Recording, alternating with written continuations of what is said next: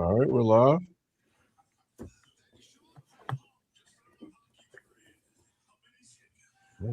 What up, everybody?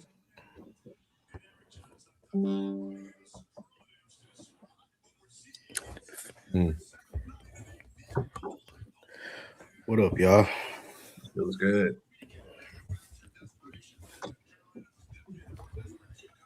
Manny, you see Jay added 2 more shows out there by you. One in LA, one in Paris. Yeah, I seen that shit, man. We actually, it's crazy because my wife and I were talking about it. I'm like, damn, he would have had a show in the fucking LA and we just bought tickets to go to New York. Like, which one you going to? I'm going to the Blueprint one. So Blueprint show. Yeah. I tried to do both, man, but that was a fucking mortgage and like 8 parts. Thanks. Nah, Jay, I love you. I don't love you that much though.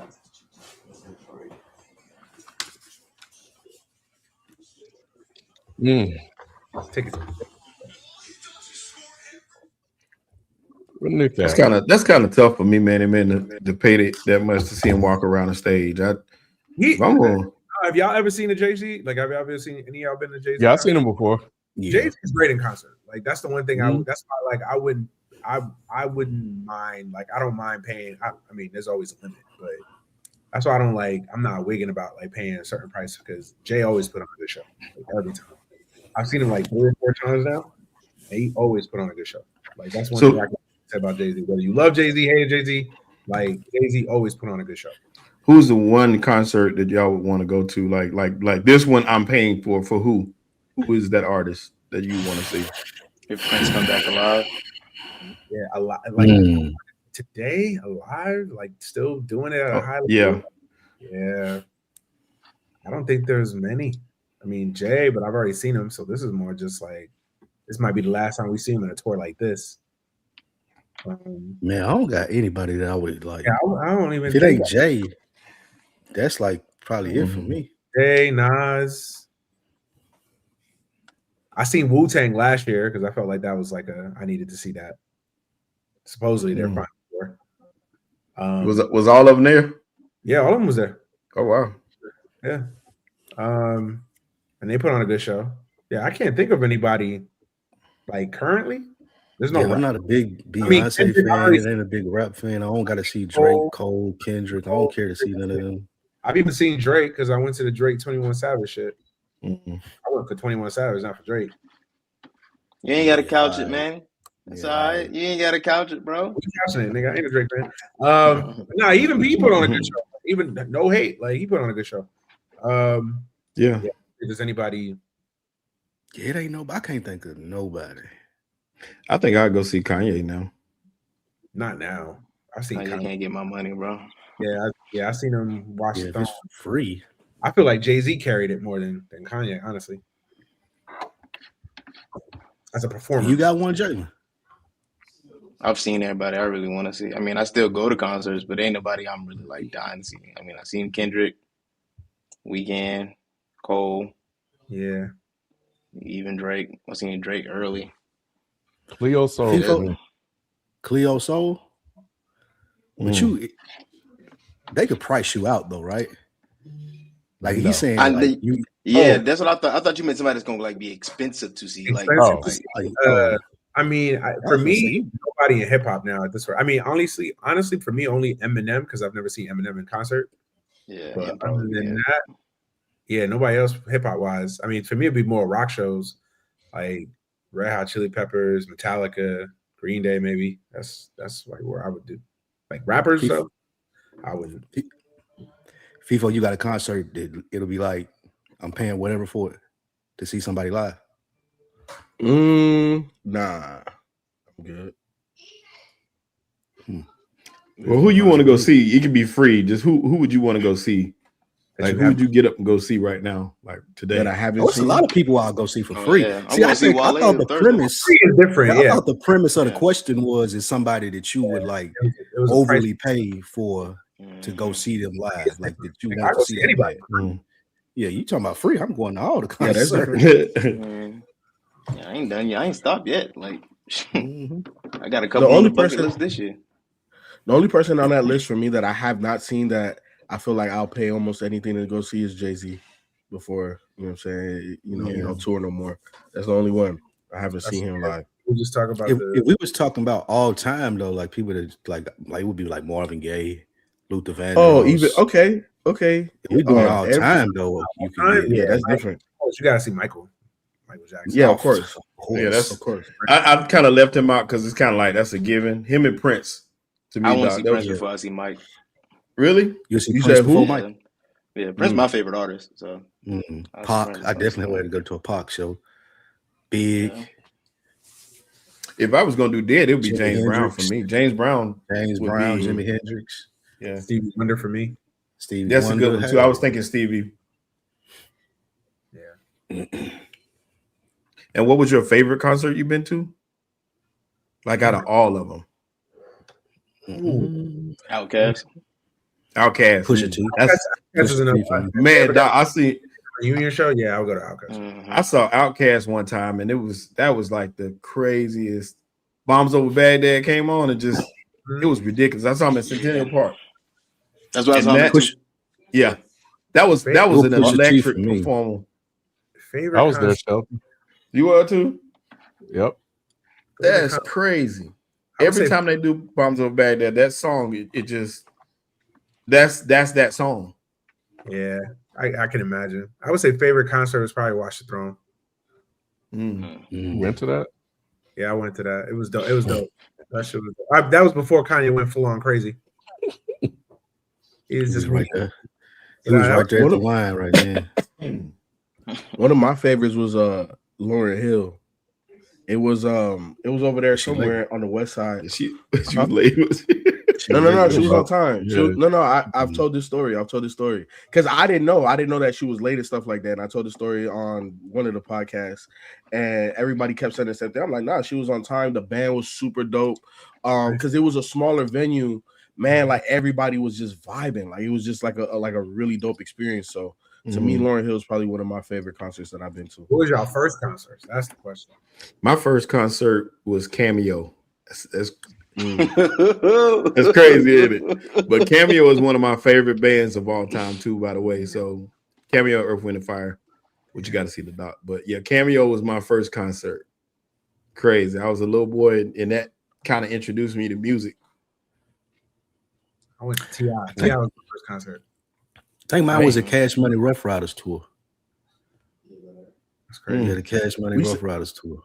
When they did it, DMX and Hove and Cash Money. Yeah. So like the first concert ever, or like the first concert I paid for? First concert you ever went to? Like that I can remember, my grandma, she took me to a Celia Cruz concert and I saw her live. I was like 5-6 years old. That was dope. Like you talking about the crowd moving. I was like, God. And then boy, she could sing, boy. And I know the women was out there, just out there. And I was too young. I wasn't peeping all that. But I'm pretty sure. I'm sure they were.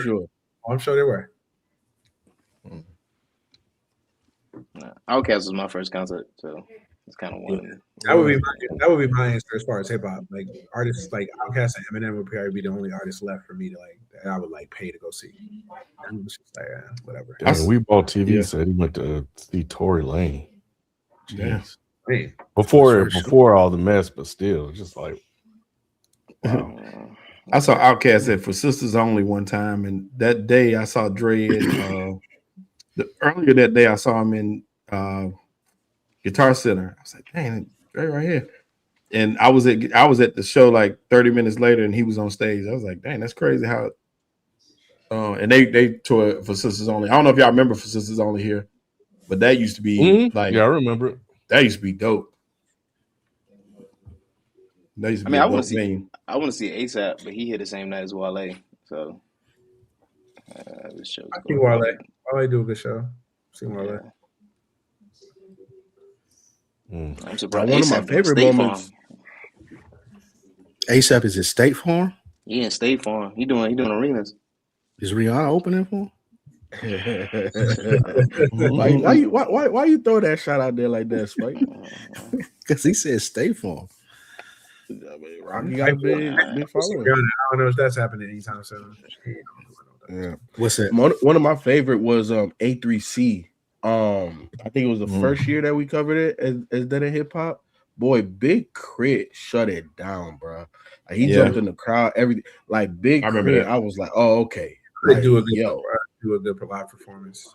I heard David Banner does live too. Oh yeah, that he got super energy. Yeah.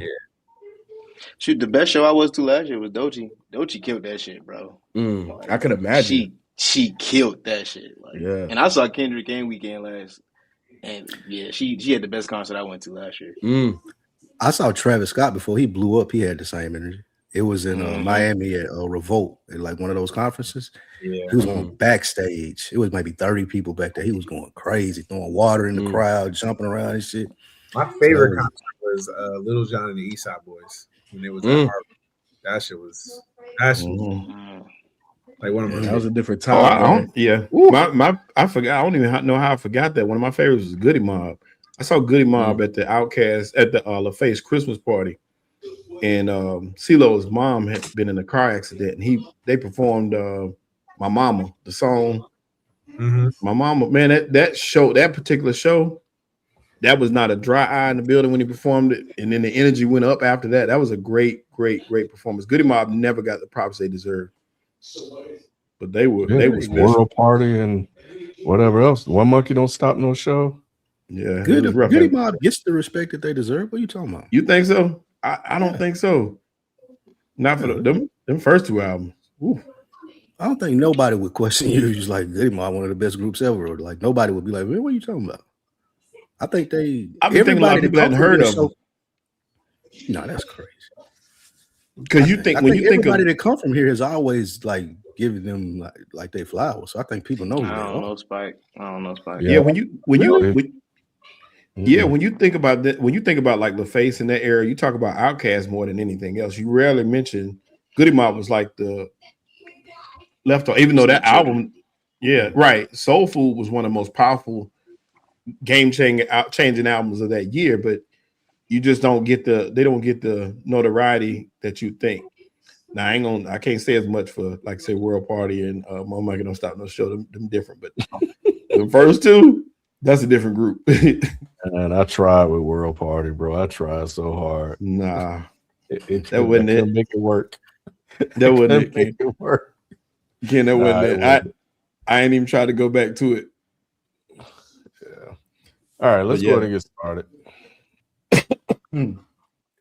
This is the place where sports opinions collide. Dead in sports. I'm your host, Kenneth Beans. Joining me on the show. We got a full panel tonight. We got Shelton, FIFO, Spike, Manny, and Doc. I don't know where Nick at.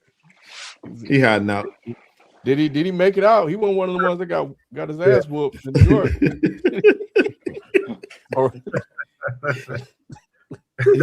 he back at home watching film right now. Okay, making sure you ain't out there jumping on folks, bro. Nick in a cell somewhere. Oh man, can't get a collect. Right.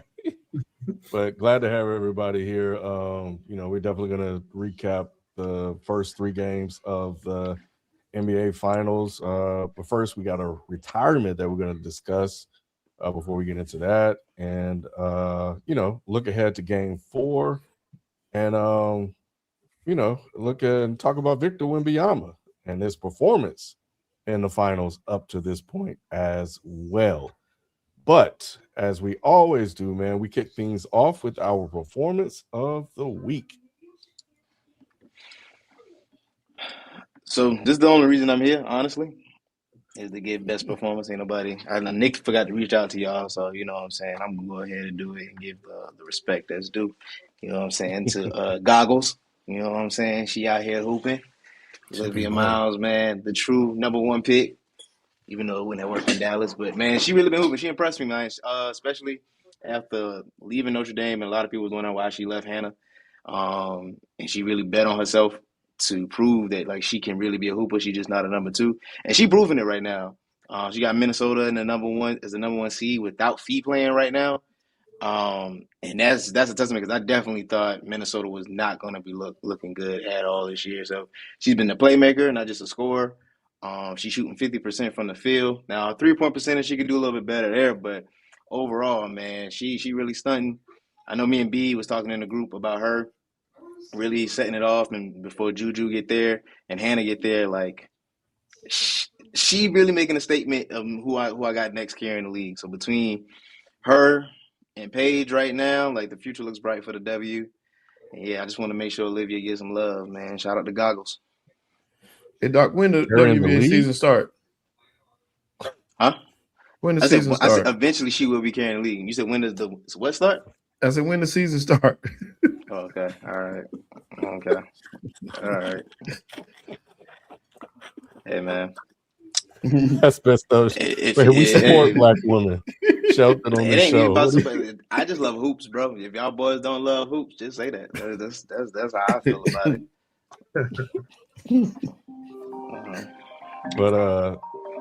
But what was I gonna ask you? Oh, they say Caitlin back. She had her first game winner. What was it, last night? The night before? Caitlin been struggling, bro. Like, don't let one game win. I mean, she's still shooting poor from the field. And I don't care about Caitlin Clark. She's but let me Caitlin ask you turnover that. at this point. Did they fire the coach? Oh, go ahead. I'm sorry.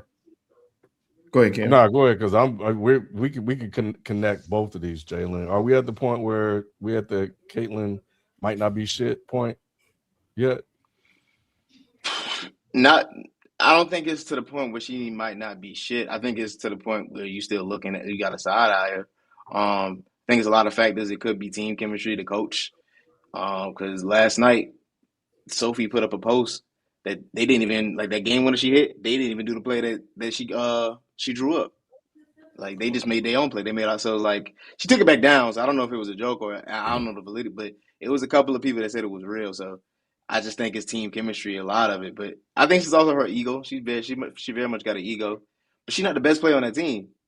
Like, Kelsey Mitchell is the best player on that team. They should be running the game through. I think they're forcing it through Caitlin. Kelsey Mitchell should be number one and then hand it off to Caitlin. But she did they end up firing the coach? I know they had those differences, but I didn't see whether they actually fired her or not. Nah, she's there. I mean, you could tell that they still beefing low key though, but she's still there. Has Caitlin done her job? And what I mean by that is that she got a high volume of eyeballs on her. And you can speak to this on whether there's retention there.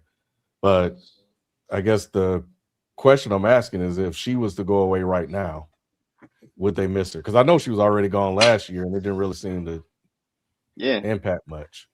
I think the league will be fine because even her, I think a lot of people are just fans online. A lot of people just make noise about Caitlin online. How many people actually show up? I mean, people were showing up, but I don't even know if they still showing up. Like, the league did great without her last year, so it's not like they need her.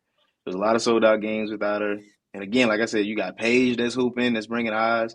Olivia now that's hooping. Juju will be there next year. Well, not next year, the year after next. Hannah be there next year. Like, yeah, like, the league will be fine. Like, we definitely got some hoopers that's really coming there to bring eyes to the game. Shout out Alicia Gray in the Atlanta Dream. They in third place. Would you say that she's a disappointment? So, like, you know how we talk about, like we talk about Zion, like if this was NBA terms, whatever, or you talk about somebody else that we look at as like not living up to the hype. Would you say that so far for what her hype was coming out, her stature, etc., she's a bit of a disappointment? I don't say bust because I don't think she's a bust, but definitely not, the great white hope that I think a lot of people kind of made her out to be. Yeah, I would say, but I would give it some time just because the first season happened and then she was hurt most of last year. I was after this year, we'll have a gauge and be like, all right, yeah, she ain't who she thinks she is. So, yeah, she's supposed to be, like you said, the next great white hope. She should be the face of the league, looking to be like the next face of the league, the way they was hyping her up. But I mean, it's still Asia's league.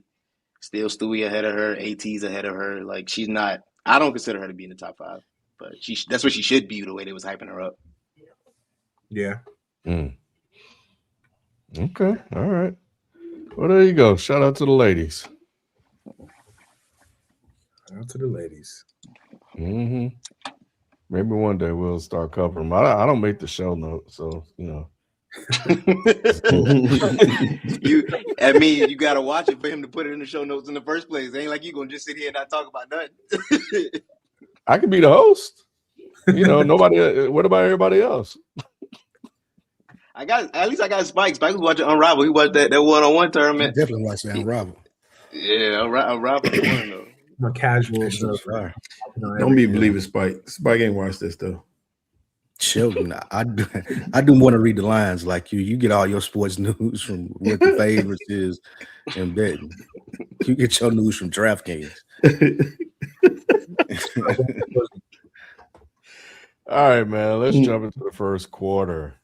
Before we begin recapping the 2026 NBA Finals, there was some NFL breaking news announced last week as Russell, he is a good man, Savannah Wilson, informed the world on Twitter that he is retiring from the NFL after 14 seasons.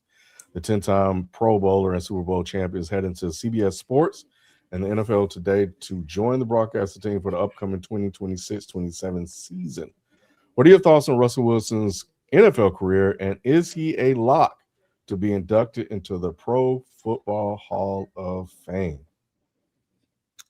I thought, me personally, I thought Russell had he overachieved in his. Oh, my bad. I know he overachieved in his career, and he had a wonderful, wonderful career. You can't say much more for a guy who was looked at like a baseball player coming out of college to make it in this league and do some of the things he's done. When he first got there, he was a third round right? pick. He was but he was brought in to be behind Matt Flynn as a backup. So, and he was, like I said, he was more known as a baseball player than he was football. So that was what he was looked at as, being like a quarterback that was not a great arm, undersized. He was not looked at like your prototypical starting NFL quarterback. So for him to come in and take that job from Matt Flynn and go on to do the things he was able to do, win a Super Bowl in Seattle and accomplish a lot of different things that he was able to do and get that money and he got that wife. He did a lot in his time, and he was ridiculed a lot, and looked down upon as kind of like this goofy guy at times. But for the most part, he won, and you can't say too much more than that. So for me, I think he did excellent. I do not think he's a lock for the Hall of Fame. However, I think he does have a shot, but he's not a lock. I feel like he's a Hall of Famer, not first ballot though. But I think he's had a Hall of Fame career, and I think a lot of the points that you made are the reasons why. Like, nobody talked about Russell Wilson being one of the better quarterbacks of his draft class and of his era. He didn't come in with that type of hype. He earned it. You know what I'm saying? Like you said, he was drafted to be a backup. Matt Flynn signed $100 million contract, if I'm not mistaken. Yeah. And he got benched. And he got benched because Russell Wilson outplayed him. Went to multiple Super Bowls, only got one. 14-year career. How many Pro Bowls you say, Ken? 10? 10 All-Pro seasons? 10 Pro Bowls. Yep. 10 Pro Bowls. How many All-Pro seasons? Hold on, let me ask chat real quick. Yeah. How many All-Pro seasons? Because if he has at least like 4 or 5 All-Pro seasons, I don't think he got no first team All-Pro season. Let's see. He is the second and third team, I believe. I have like one or two, like second or third team All-Pros. Right. Lock, no. I wouldn't say he was a lock.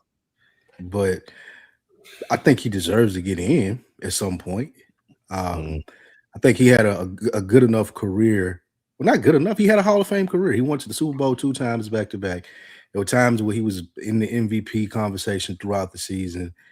It tailed off at the end of the season, and we remember a lot more of that than we do the earlier times. But I think there was a 2, 3, 4 year stretch maybe that Russell Wilson was that dude, and he should have 2 Super Bowl rings. So yeah, I think he had a great career. I don't know if he's a Hall of Famer. The only reason I say that is because he's definitely going to be on the ballot. And I think he definitely has a chance to get in. I don't personally look at Russell Wilson as a Hall of Famer just because the way his career, I can't get over how his career kind of ended. I think if he had another strong 3-4 year finish with Denver, I think he'd definitely be a lock. But I think the way his career is so interesting because he literally was that. It started out as, like you said, we all said, he was a backup to Matt Flynn, won the job. And his first couple of years, he was kind of more so of a game manager, not really the guy. And then he had that middle chunk there, about a 5-year period where he was one of the best quarterbacks in the sport. And then it just kind of petered out at the end. And I can't get over that end in Denver and Pittsburgh, where he played okay, but he wasn't that guy. So I think his last few years, I think if he had had another run of like 2 or 3 good years, maybe not all pro years, but like consistent Pro Bowl years, I think he'd have a better argument. But yeah, the way his career kind of ended. But this is the reason why I think he's a Hall of Famer. You can't tell the story of the NFL without talking about Russell Wilson, right? Like you can't tell the story of the NFL without talking about that Seattle Seahawks team. And he was that leader on the offensive side of the ball. Yeah, the heartbeat was Marshawn Lynch. Yeah. Marshawn was the heartbeat. But let's be honest, cool, calm, collected under pressure. You already knew that you had an opportunity to win because Russell Wilson was your quarterback. But to your point, FIFO, when you're talking about the history of the league and the story of football, and I agree with you all those things, what's the thing that's going to come down? What's the thing you're going to remember? That interception. Malcolm Butler. That interception was huge. Yeah. That's so I think about, like, if he doesn't throw that interception and Marshawn Lynch just runs it, he probably is a lot. That's guaranteed. No, 100%. That's guaranteed. But that's why I think that he is a Hall of Famer, just not first ballot. He's so let me ask you this. You brought up a good point. How many Hall of Famers on that Legion of Doom team? If he don't get in. Lynch. Lynch getting in before Russell? Yeah. Marshawn what Lynch. About is Cam Chancellor Hall of Fame? No, I don't think so. Is Richard Sherman? The only other one is Richard Sherman. Yes. Sherman, not Sherman's in the Hall of Famer. Yeah. Sherman would probably be only the one to me. Sherman, Earl Thomas. Definitely not. Earl Thomas is questionable. Earl Thomas because his career ended early, but I think he was definitely on that track. Cam Chancellor, he was the best player on that team. Yeah, he was. Agreed. Sherman's not first ballot, but he'll get into the Hall of Fame. Agreed. Bobby Wagner. I don't think he's a Hall of Famer. Oh yeah, Wagner's definitely. Bobby Wagner is. Yeah, first ballot. I think look, the best thing Russell Wilson did his whole career in the NFL is marry that black woman. That's yes. Look, we see so many of them go the other direction. Okay. No one had him marry. He started that way, though, Ken. Out of all, he started that way. Hey man, and he kept. As corny, as crazy as he is, he kept it true. That was one of the best things he did. The best thing he ever did was be a father to Future's kids. That's what you're saying? Yeah, and a good stepdad. He's all right, man. He had a good run off the backs of the Legion of Boom, and I think like you said, Manny, for a couple of years, he was the catalyst for them offensively being really, really good. I think they didn't have an offensive line or something like that. But Russell really, I mean, outside of the Super Bowl, he really ain't done much of anything. The Pro Bowl don't really mean anything nowadays. That shit's so watered down. Yeah. So, yeah, I don't think he's a Hall of Fame player at all. At his peak, did you ever really look at him as like on that Brady, It was only 1 year. Because I rarely had Russell in my top 10, but it was 1 year that I was like, oh no, he's one of the top best quarterbacks in the league that I remember. Good quarterback, had a great career, but I just never looked at him on that level. So Matthew Stafford, I would feel like is his comp. Do y'all have Matthew Stafford going in? I think. Let's say he don't win the Super Bowl, another Super Bowl. I think Matthew Stafford's had a more consistent career than Russell. Matthew Stafford is Russell's comp. I would like Russell's end of his career was like Matthew Stafford's first 10. Matthew Stafford, I don't feel like got the recognition that he's getting now within the last 2? Yeah, he had to leave Detroit. Maybe 3 years. Like no one was saying Matthew Stafford was a great quarterback in Detroit. Yeah, they were. Like I feel like he was more talented though. Like he was more talented, and we saw Russell. that. Yeah, he's more talented. Yeah, but I feel like he's definitely more talented, but it didn't amount to anything. You kind of looked at at least he was a better quarterback.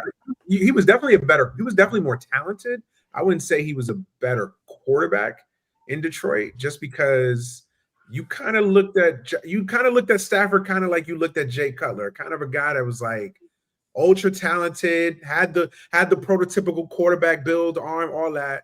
But you really kind of looked at it like, is this dude really that dude? It was, but that team. Was more so play call. The organization. Yes. Thank you, Ken. Stafford. Matt Stafford. Think about this. Spike. Matt Stafford was a first round pick. Matt Stafford was drafted to be the savior. Matt Stafford was drafted to be the franchise. Russell Wilson was not. That's not a good comp. We also the physical different. Wait, hold. Comp from what then? Because the way they went into the league and with the expectation different. Matt Stafford was throwing 3,500 yards, 4,000 yards his whole career. But in Detroit, Russell Wilson eased into that. But in Detroit, he wasn't what he was in LA. I don't disagree. That's a lot of Sean McVay, 100%. But he also had Megatron. Did Megatron not just catch damn near 2,000 yards in a season? Did he not do? Who was throwing him the ball? Matthew Stafford. I'm not saying he had. What that got to do with Russell Wilson? Yeah, Russell Wilson never had a Megatron. The careers are comparable in the sense of you had Russell Wilson when he was at this high for 2 to 3 years, just like you have Matthew Stafford, who's having this high of the last 2 to 3 years, but the rest of their careers have been like meh. I think I'm with you somewhat, Spike. I think the issue with Stafford is I think Stafford's had more track record of longevity. Like the problem with Russell Wilson is the highs were high and the lows were low, like really low. And that's kind of the problem, like as a Hall of Fame voter, where I'm like, well, which Russell Wilson is it? Is he the Denver Russell Wilson that was like unplayable? Or is he the guy in Seattle towards the end where he was an MVP candidate? So that's kind of like that. Stafford never had those lows. He probably wasn't as good as he should have been this first 5, 6, 7, 8 years in Detroit, but he was never that like, oh man, this dude is unplayable at the position. So that was the issue. That's the thing where I think your comp kind of loses me, where I don't think it's a clear correlation there between the two, personally. And, Nick is not in jail. All right, what's good, Nick? He looked like he thought you were beating up Spurs fans in New York, man. You got blood on his shirt. Yeah, we were just wrapping up the Russell Wilson conversation. He a Hall of Famer to you?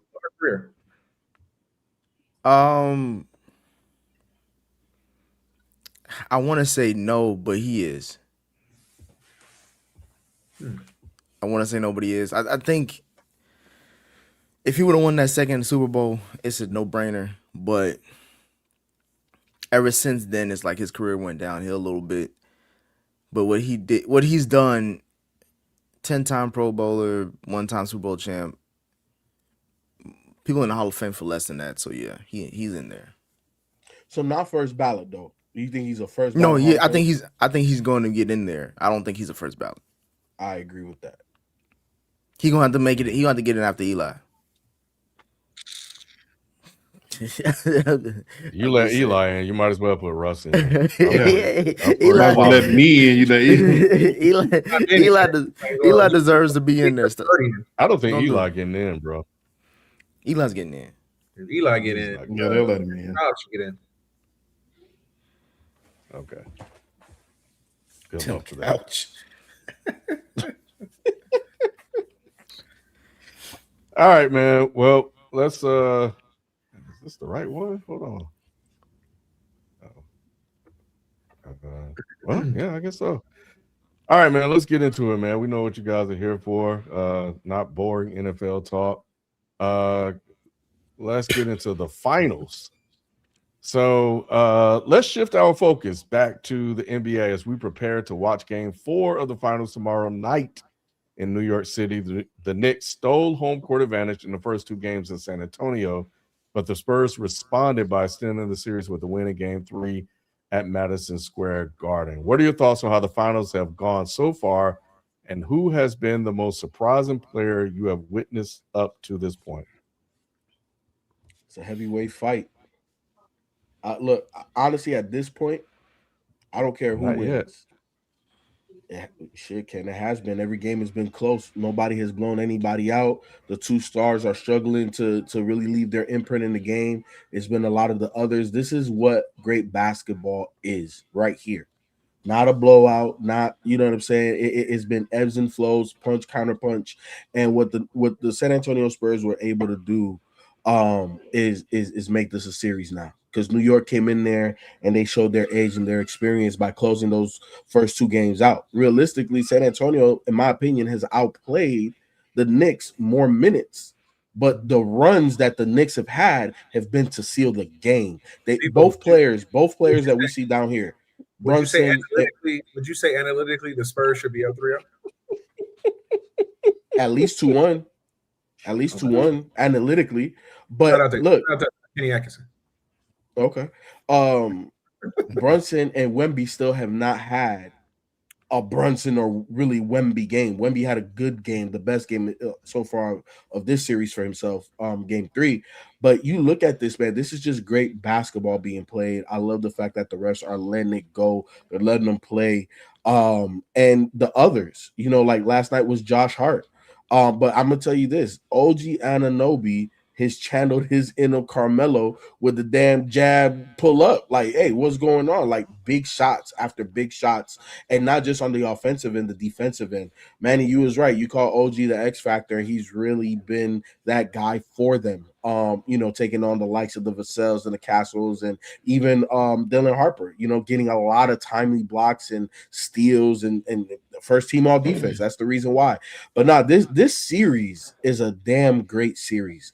You know what I'm saying? If you watch this top to bottom, any team could have won any one of these games, and I think that's why it's such a damn great series. And they match up well. You know what I'm saying? Everybody that has gotten the minutes has taken advantage of it. But look, I think the top 3 New Yorkers right now, Landry Fields shooting 58 or 50-some% from 3. Wow, I went back. You went too far back.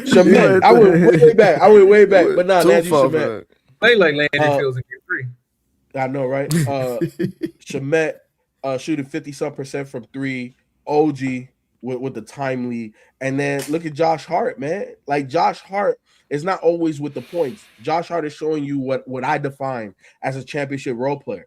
What do we need, coach? I got you. You need me to hit threes this game. You need me to get 15 rebounds. You need me to get 4 blocks. Like, what you need me to do, that's a championship role player, and they got those guys over there in New York. With the Spurs, we seeing the youth. We see in the youth and experience. New York has been able to hog them boys down at the end of the game, and it's just they put them away. They've been putting them away except for game 3. But we're seeing the maturation and the figuring out of high-level basketball in real time.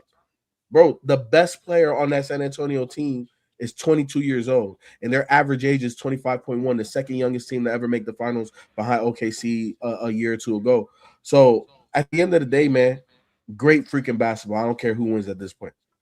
I think we'll have a great series if the Spurs tie this series up tomorrow. If not, then let's get out of here. It's been an interesting series so far, just because I don't think there's been a great game. There's been great moments and pockets of greatness, but I don't think there's been a great game throughout, like a classic yet. We may still see it. It's been an interesting series because I think jokingly I said the Spurs should be up analytically 3-0. You could make the argument the Spurs should be up 3-0 right now. Like you could legitimately make that argument. I know Nick is shaking your head. Let me talk. But let's be real here. That they've had a double-digit lead in every game of this finals. Like if they just play smarter down the stretch, they could have won all 3 of these games. Now you can say the same thing about the Knicks, of course, but I thought the Knicks lost game 3. Like they kind of deserved to lose game 3. But the Spurs, listen, I think that what you've seen so far, I think the youth of the Spurs, I think showed up in a negative way the first 2 games, right? The mistakes, the turnovers. Not being able to kind of play winning basketball when it counted, especially late game situations. But I think I was really impressed with what the Spurs did last night in game 3. For a young team to go into Madison Square Garden with all that hype, with all that energy, with that building rocking the way that it was. I mean, you got the fucking president in attendance. I've seen veteran teams fold in those situations. For that team to come out and completely outplay the Knicks for most of that game, I was really impressed with the Spurs. Say what you want to say. I don't know if they're going to win or not the rest of the series, but for them to respond the way that they did, that was really impressive. And I think we got a series, man. Again, the Spurs have guaranteed that this, at the very least, will go 5, if not 6. So it's interesting because I think that after Friday night, I don't think any of us would have would have thought we were here in this moment right now. So it's been an interesting series. We'll see how it goes. I think the Spurs have been the better team. I think statistically and just kind of watching the games, I think the Spurs have shown that they've been the better team. But the Knicks have been the more clutch team and the team that that has shown their veteran presence so far. So we'll see who's going to win out: youth and talent versus veteran and experience. So we'll see. Manny, I was with you till you mentioned who was in attendance because nobody care about that. But you know what I mean. I completely agree. The biggest difference in this series has been the closing moments and the fact that Brunson is a closer. It was surprising to see the Spurs battle back and not just win the game. It's one thing to win the game, but to battle back after losing that big lead like they did again, and to fight back when most people, including myself, thought they were dead in the water. I thought the series was over at halftime. And I'm sure other people thought the same way. So to see them fight back the way they did and to win in that situation on the road, like you said, with so many loud fans in the building, it was really a beautiful thing to watch. It was a really, really good game. And this series has been good, if you ask me. It's been a chess match from both sides. You're just seeing a better you're seeing the closers is what matters the most. You can tell that these teams are kind of evenly matched as far as it goes throughout the game, but whoever closes strongest wins the game normally. And the biggest standout for me is in a negative way is Cat. Well, it shouldn't be a stat. It's not a surprise to me because I've been saying it all along. This man has no points in the fourth quarter in this series, and he's received praise in those first two games. I'm like, wait a minute. Are people watching the fact that he's disappearing? You're paying such attention to what Brunson is doing. You're not even noticing that he's not contributing down the stretch. And this man, to be of his stature and his talent, he has to do something for this team to come out and win this next game. To win game 4, you're going to need Cat to finally show up late in the game and do something, give you something. You got nothing from Bridges this game whatsoever. And you need Cat to kind of step up and do something. Give me something in the fourth quarter. He challenges Wemby's quarter 1 through 3, but in the fourth quarter, he hides. And that's not going to hold up. You need his presence to be successful. Josh Hart played a great game, too, in game 3, which was shocking. He was finally hitting shots. But you can't count on that. That's not something you can count on. But that's the biggest difference I've seen. I think the confidence level of the Spurs, too, is impressive to me. When you hear them talk, Wemby told you, Wemby said, he said the series not over. He feels really confident about what's going on. You heard the same thing from Castle last night, said we're going to win these next 3 games. So you're seeing a confident young team. They ain't scared. And if you're a New York fan, Nick, I'm sorry, but you got to be scared, bro. That's crazy talk, bro. I still got Spurs in 6. I ain't changing. Yeah, to say that, you can't because y'all already mentioned. Yeah, I'm about to say. First of all, FIFA Ken, started. I've been down this road before, Ken. Ken. I'm just saying to go out and say you're gonna win the next 3 is definitely YN talk. That's not crazy. Yeah. We're done. We might as well just pack it up. Ain't no way we're gonna win in front of all these celebrities, and of course they're gonna say that. I think there's a more mature way to have it, but they are young. I get it because they haven't really proven anything yet except last night, and they barely proved that shit. Hell, they damn near gave that game away like they did every other game. That was impressive last night. Even if you're the biggest Spurs hater, and I don't like the Spurs, but that was impressive last night. Like to go out and win again. I've seen veteran teams fold in that situation, and for them to recover the way that again, this is a young ass team, and for them to show up, play well, and I thought the most impressive thing, especially in game 3, was that they finally responded to the Knicks' physicality. Because I think, through the first 2 games, you kind of saw the Knicks kind of big brother in them. And I think they finally kind of like, hey, yo, nigga, like you're not about to hoe us. Like you're not about to punk us. Like we about to hit you in the mouth and we're gonna have a rock fight. Like we doing this. And I thought that they answered the bell. And I thought the Knicks were kind of left a little staggered, like, yo, these niggas is punching back. Like, and so I think that was the most impressive thing too, of just like they were able to respond to the physicality of the Knicks, because I thought the Knicks had really won and taken advantage of them on the physicality front in the first 2 games. I think in all 3 games in the fourth quarter, they have fought back. In game one, they did the same thing and could have won that game, but they did dumb shit. Game two, we know what happened with game two. I don't know what the hell Wemby was thinking. He don't even know. He was about to cry. The tears was shedding. He's so high in the sky, would have been like a cloudburst, raining on everybody. He was about to shed some tears. And even last night, it looked like they definitely got punched in the mouth and they were about to screw up that game because they come out, they have these double-digit leads early, they get confident, they walking around smiling, laughing, ha-ha, kikiing, and then the next thing you know, they're down by 2 or 5, and then they got to somehow try to scrap and rally and get back in the game. And you got the thing that when I look at both of these games, I think game 3 was the first time I finally seen the Spurs play like the Spurs. First couple of games is way too much Wemby. Wemby out here think he fucking Kobe Bryant and doing all kind of dumb shit. Let me ask you a question real quick. Let me ask you a question. What's the commonality when the Spurs have a double-digit lead and then the Knicks make a run? What's the commonality there? You talking about when Wemby go off the court?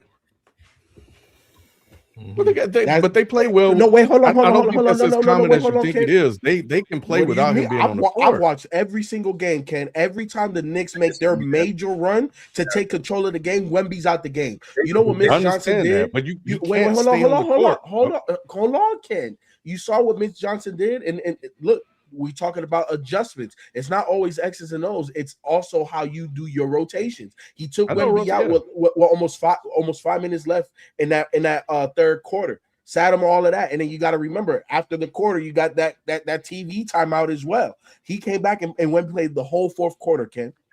The whole fourth quarter. So I get where you're coming from, but nah, bro. Every time the Knicks have made that run, Wemby has not been on the court, bro. I agree with people there, and I think Cornette can't guard Cat one-on-one. No, Wemby can't fucking guard Cat. Bruh, come on now. Only Cat. But it changes geometry when Wemby's out there. There has been a liability. But here's the thing. Like I've watched the Spurs play. They are a well-balanced team. They're not Wemby dominant. So in terms of them being able to attack the paint when he gets out, I understand that. But offensively, the Spurs should be able to continue to run their offense. They shouldn't just fall apart the way they fall apart when he's off the court. So I think that's one thing that I'm looking at.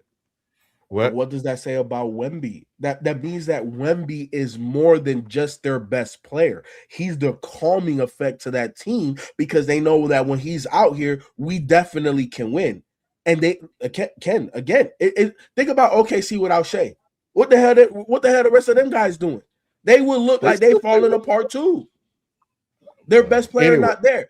Look, at the end of the day, Ken, Wemby is the difference of a good team that is a playoff contender versus a championship contender. And you're seeing it every time he's off the court. Every time he's off the court, that New York team makes a run. They like, hey, big man out the game, go straight to the rack. Go straight to the rack. It's wide open. You ain't got to pay no tolls on the highway. I saw him on the court in game 2. I thought they make it seem like Sheldon that he been out the game since game 1. I'm like, I swear he played in these games. He did. Have made their run though. The time the Knicks have made their run have been primarily when I think it's just adjusting your substitution patterns, right? Like I don't think Wemby can be out of the game and Cat still be in the game. And I don't think Wemby. I think you almost have to mirror what the Knicks do with their substitutions, where Cat go out of the game. That's when you want to cheat and maybe take Wemby out for a couple minutes. Or if Brunson's out of the game, that's when you want to cheat and get Wemby a couple minutes. I will say this though. I think the first 3 games, I think has shown that the Spurs X factor is De'Aaron Fox, because he's that other playmaker, veteran guard that can score off the dribble, play make for others. And I think that you saw it last night. You saw it in game 2. They made that run in game 2. De'Aaron Fox was the one that led them in that comeback. He's trash. De'Aaron Fox was the one that hit the big 3, hit some big shots. So I think that's the other thing about it too. But I agree with FIFO though. I think what this series has exposed is the lack of depth in the San Antonio Spurs. Especially, I think Cornette is a net negative in this series. Like he can't play because he cannot guard. He cannot guard Karl Anthony Towns. Yeah, this is funny. Go ahead, Harper. Go ahead, Lou. Harper, the only one that's playing with some like composure. I like when he's out there. Castle finally got back, and Harper, Oh, the rookie. Yeah. Harper. He missing a lot of threes, Castle, though. But he's not a shooter. but he taking them. But he taking them. I think real quick, Spike. I don't know how much you have to say, but Castle finally got into the series and settled down.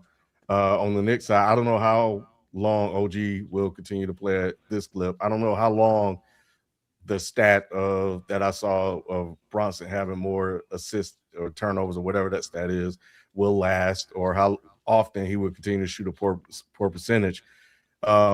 But he very much, just like SGA, he's a free throw merchant too. He loves trying to get to the free throw line, and that's not happening. Then sometimes when Wemby's out there playing on the court, he be out there looking all lanky and like a damn slinky, like Cat. He be looking all kind of loosey goosey. I'm like, bro, what the hell is going on? He can't get past Cat. He can't get past Mitchell Robinson. Cat, he can't guard either one. He can't guard Cat, and he can't guard anybody. All he can do is just run around and just play help defense and scare people when they come into the paint, like the Slender Man, like it's a scary movie. So Wemby got some work to do. He had a great game in game 3. I think what I saw is looked like the Spurs have finally figured some things out and got their composure and adjusted. So will the confidence carry over into game 4 and they win that game? Or was last night what everybody figured was going to happen when we saw the announcement? They were going to lose because Trump was in the building. And if that's what it was, then we'll be done in 5. Yeah, I wish I had picked Knicks in 5 instead of 6, because as y'all have said through everybody's points, you can see the Spurs being a young team. Like you can tell when youth is coming into play. And I think the Knicks are just a better basketball team. They were up 2-0 without Cat scoring a point in the fourth quarter. They were up 2-0 with Brunson having 2 really bad games. Like the Spurs pulled one out last night because they played Wemby the whole fourth quarter. And to FIFO's point, geometrically, the game is just so different when he's in there. Like where he's roaming at in the free throw line, like that little area where nobody feels safe and that they can get a shot up. So yeah, defensively, he's making a big difference. But on the offensive end, that's the reason I feel like they can't win this series. He's not a dude yet that's a dog and just go get a shot. Reggie Miller mentioned it, and Legler mentioned it as well. It's like he ain't got to that point yet where, all right, we need a bucket, I'm finna go get one. He can't do it. And that's just because his grown man strength ain't there. And New York got bodies to throw at him, so he taking those threes. He may be tired. This is as long as he probably going to play it in the season. All of that comes into play as I'm watching him throughout this series. So will they be great one day? Absolutely. But winning this series against the Knicks, from what I've seen, they've stayed in every game. Everything's been competitive, but they don't look like they can beat them, especially how NBA is set up. Out of 7 games, the better team usually wins. New York is the better team. Boy, it's funny, Shelton. Boy, I swear, if the Spurs was up 2-1, I don't think FIFA would have said it don't matter who win. I just want to see a good series. And then to double back and say, oh, I picked the Spurs in 6. My thing is this, bro. I don't want to hear all these ifs that Manny was talking about. Because Sheldon, like I said, if my grandmama had wings, she'd be a bat. You know what I'm saying? Like, I don't, like, it's the Knicks is up 2-1 because the Knicks up 2-1. They really could be up 3-0 if they didn't have turnovers was the big key last game. Yesterday's game had to do a lot. The Knicks had a lot of clumsy turnovers. And then towards the end, they didn't make most of the shots they should have made. Brunson tried a little bit, but he couldn't come through after all those just unnecessary turnovers. I know a lot of people are going to focus on the refs. This series has not been called right from both sides, so I don't really know how that's going to go. But to me, game 4 is the series right now, because if the Knicks go up 3-1, it's over. If the Spurs tied up 2-2, it's a whole new series. So I think game 4, usually people say game 5, but it's game 4. Obviously, whoever wins game 4, that would make game 5 even more crucial. But to me, game 4 is the series. But I think to Lou's point, like you said, like everybody keeps on focusing on the Wemby aspect of this series and how dominant, or what he has been doing, what he hasn't been doing. But like the Knicks have not played to their full strength and are winning this series right now. Like they won 2 on the road. with Wemby having a chance to even tie it up then, and he couldn't because he hasn't been in this position before. We don't know what kind of shots he can just make just yet because we're still learning and still seeing the early part of his journey of his NBA career. So that's why I've always been hesitant on the Spurs throughout the season, because like we keep on saying these things that he can do, but he hasn't done it yet. I feel like Game 4 at Madison Square Garden, Brunson, Cat, all of them have to be locked in for the Knicks to win this series. They have to do this. They have to get this out the way, because trying to go 6 or 7 with this team, I think it would tire them out even more, just because it's been this is the longest the Knicks have been in the playoffs to lose point in a long time. Damn near over 20 something years. So they need to kind of close this series out as quick as possible. But to me, last night wasn't more of a, I knew Wemby was good enough to get them at least one. And I think last night was the one that they got, especially with how things are going to play. Not to say that the Knicks are overwhelmingly the better team, but I just do think they're just the better team. That's why I picked them in 5. But Game 4 is a big game for me. But to hear all the conversation just be more about the Spurs and what they aren't doing, if they just fix these little things, then they'll be all right. I'm like, shit, nigga, if, ands, and buts can say a lot of things, but what's going on right now is they don't got it. And until they win their series, they're not gonna prove that to me. Just like to other people, until the Knicks win the series, they're gonna still look like the Spurs are the better team, even though they're down in the series, which makes no sense. Because anybody in this position, people will be like, the other team who's up in the series is the favorite. But because they got the Frenchman who hasn't done shit but looks good, everybody's still on that bandwagon. It's just kind of like it just doesn't make sense to me. Like I just what does the Knicks at full strength? You say they haven't played their best game. What does that look like? What it look like? I mean, look at how Game 3 was. Cat couldn't make a shot in the second half. Brunson has been. It's like he's taken 50 shots to get 50 points throughout this series. And then again, the turnovers. Turnovers are a big thing. Now again, the foul calling has heavily been on the Spurs side. But again, I don't like to bring refs into the shit, because if you're waiting on the refs to help you win the game, then you already lost. So to me, it's just more about shot selection, because some of the shots the Knicks, they just chuck up shit because they can't get to the paint, and I don't really like that offense. I think if they play Knicks basketball, spread the ball around, and get everyone involved, we've seen in the first 2 games how that works. So again, Brunson needs to be more efficient. Cat needs to step up in the fourth. To Sheldon's point, he hasn't scored any points, and then you look at Game 3. If he even makes a couple of those shots, the series is 3-0. And then we're coming. Well, I'm just saying. I'm just saying though. For as much, like you said, like as much praise as Cat has gotten in this series, that's a big thing. That was a big part of Game 3, was that they were missing. He was missing his shots, and they couldn't really close it out. And the spread of the game hasn't been that much of a big point differential for either side. But to me, that's the thing. Is just they have to be more efficient with their shooting and keep the turnovers down, and they win this. One more question. One more question, Manny. Do you think the Spurs have played their best game yet?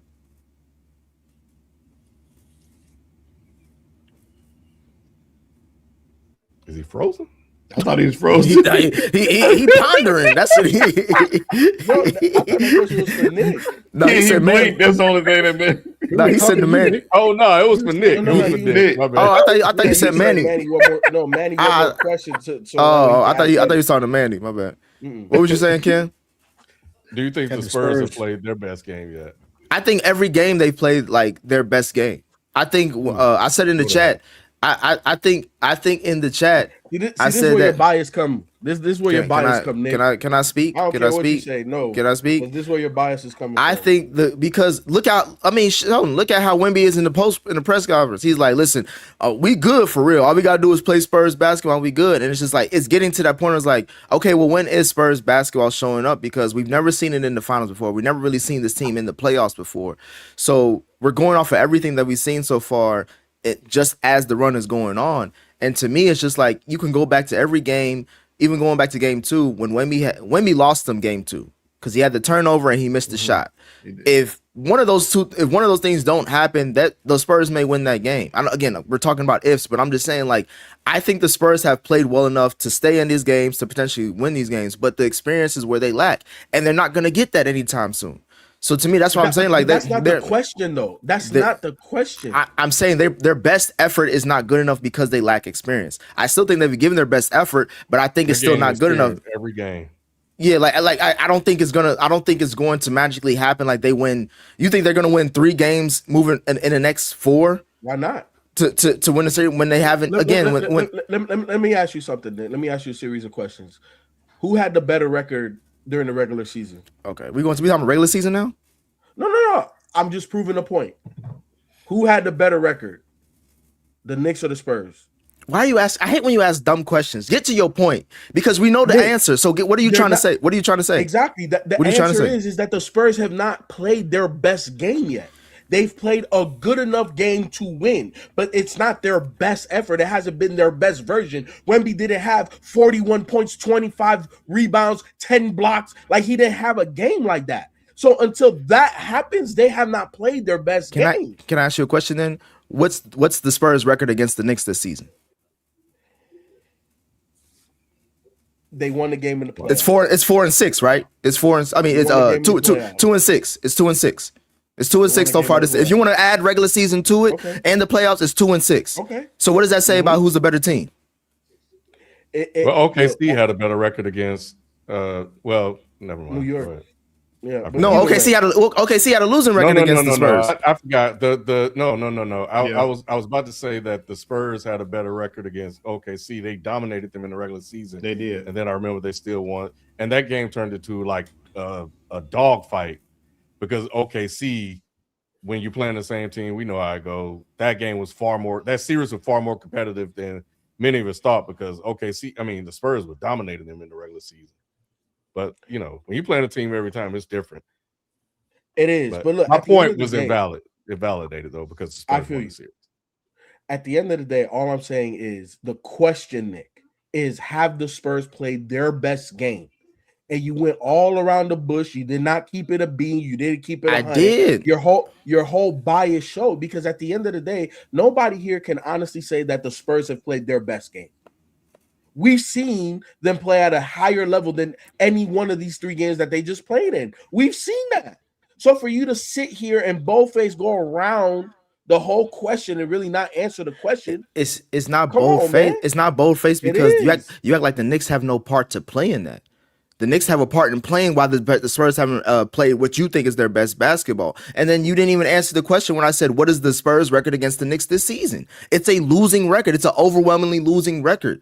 And we're seeing that in the finals. So again, it's like, to me, Shelton, they have to win it all for everyone to see like, okay, the Knicks were the better team. What was the point differential? Hold on.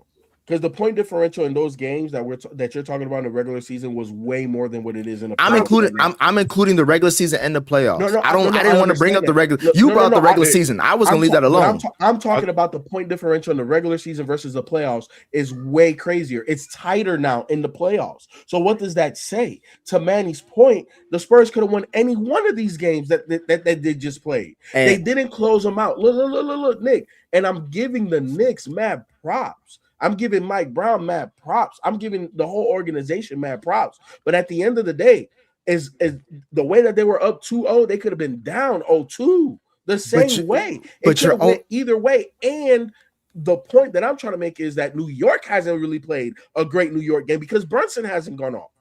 Mm-hmm. So New York, either team has yet to play at their highest level. So this series can still go any way. Nick, is that the biggest area they can improve is rebounding. I don't know how the hell the rebounds are just bouncing off the damn Spurs backs, arms, shoulders, legs, like it's a damn line dance or something. It's like, what the hell are we doing? Like so if they clean up rebounding on some of that shit, they could have won game 1 with clean rebounding. That's the area I think they can improve on. 100%, Ken. I was going to say the same thing.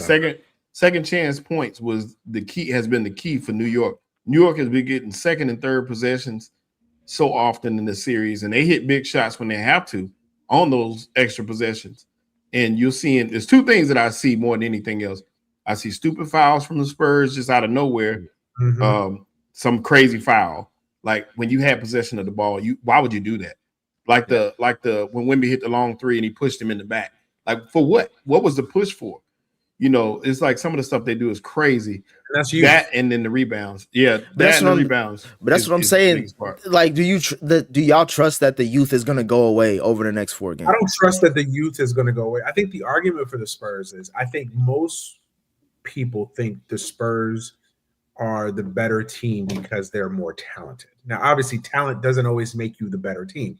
There's a lot of intangibles that go into that. Nick, to your point, the Knicks are a talented team. Are they the most talented team in this series? Probably not. I think even you as a Knicks fan would say the Spurs have more high-end talent than the Knicks. Now, I wouldn't say that. Because at the end of the day, the Knicks are up 2-1. It's all about perspective, right? The Knicks can look at it and say, yo, we should be up 3-0, and we haven't even played our best basketball. The Spurs can look at it and say, well, we haven't even played our best basketball, and we're only down 2-1, and we could easily be up 3-0, right? So I think it's about perspective. I think the question I wanted to ask you, Nick, though, with the Knicks, especially talking about Cat, I think the Knicks, especially in this postseason, were at their best when Cat was being more of the playmaker, playing that point forward, point center position and kind of distributing and letting Brunson off the ball. And I think that's where you really saw the Knicks flourish, everybody get involved. And I think the problem now is that I think they're going back to being kind of Brunson being ball dominant and just kind of controlling everything and just dribble. And I think it's gotten everybody out of the rhythm. So I guess you, as a Knicks fan, to speak to that. Well, because the Spurs don't play Cat the same way all the time. It's not like Wemby is solely guarding Cat every possession when they're on the court together. Sometimes it's Cat, so they switch it off so Wemby can still play that free safety position where he's hovering over the free throw line and close to the paint to help on with the help assignment on defense. So that way you see Cat when he has a smaller guard on him, people are like, okay, this is time for Cat to attack. Either he's going to drive or shoot over him. But when he does have Wemby on him, he can blow by him because Wemby is, tall and lanky. So he doesn't have that mobility like Cat does to contest with him. So to me, it's just more of like, I think what the Knicks need to do is just, again, it's regardless of Cat playing the point center, again, it's just more about getting better shots. That's the one thing that I'm looking at for, because I hate when they just throw it to Shamet and he just chucks up threes, or McBride just turns around, chucks up threes. It's like, bruh, get a good create a good offensive play. Try your best to at least either attack the rim, and if it's not there, kick it out. Just like I've seen the Spurs play good Spurs basketball when they do that, where they kick it out and they make sure everybody touches the ball before they release. It's the same thing that the Knicks done. That's why I think they went up 2-0 in this series, is because they were playing more complementary basketball. My focus right now with the Knicks is turnovers and shot selection. I know earlier on the series I said it's going to be about rebounding and 3-point shots. I think right now both teams are kind of a wash with 3-point shots, with their 3-point percentage. But the turnovers is how the Knicks won game 2, with Wemby. So it's just I really feel like now that's going to play a bigger effect in the series. And based on how game 3 went and how physical that was, I'm not sure how the refs are going to regulate all this, because it's getting nasty, especially and again, Mike Brown has been in the press conference saying it, so like it's always the coach that kind of sets the tone, and he's probably, everybody on the Knicks staff is sending the NBA all these highlight clips.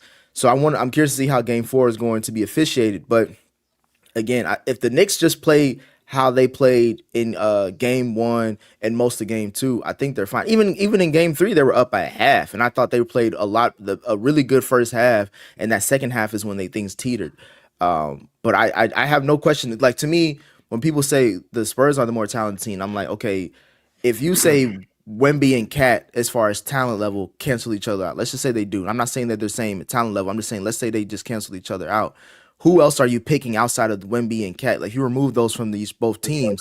That's a huge stretch. Well, because I'm saying you would say Cat is the most talented player on the Knicks and Wemby's the most talented player on the Spurs, right? That's what I'm just talking about. You remove them from both teams. How many players are you picking from the Spurs over the Knicks? I think you're picking more Knicks players than the Spurs. That's why I say the talent is on the Knicks side.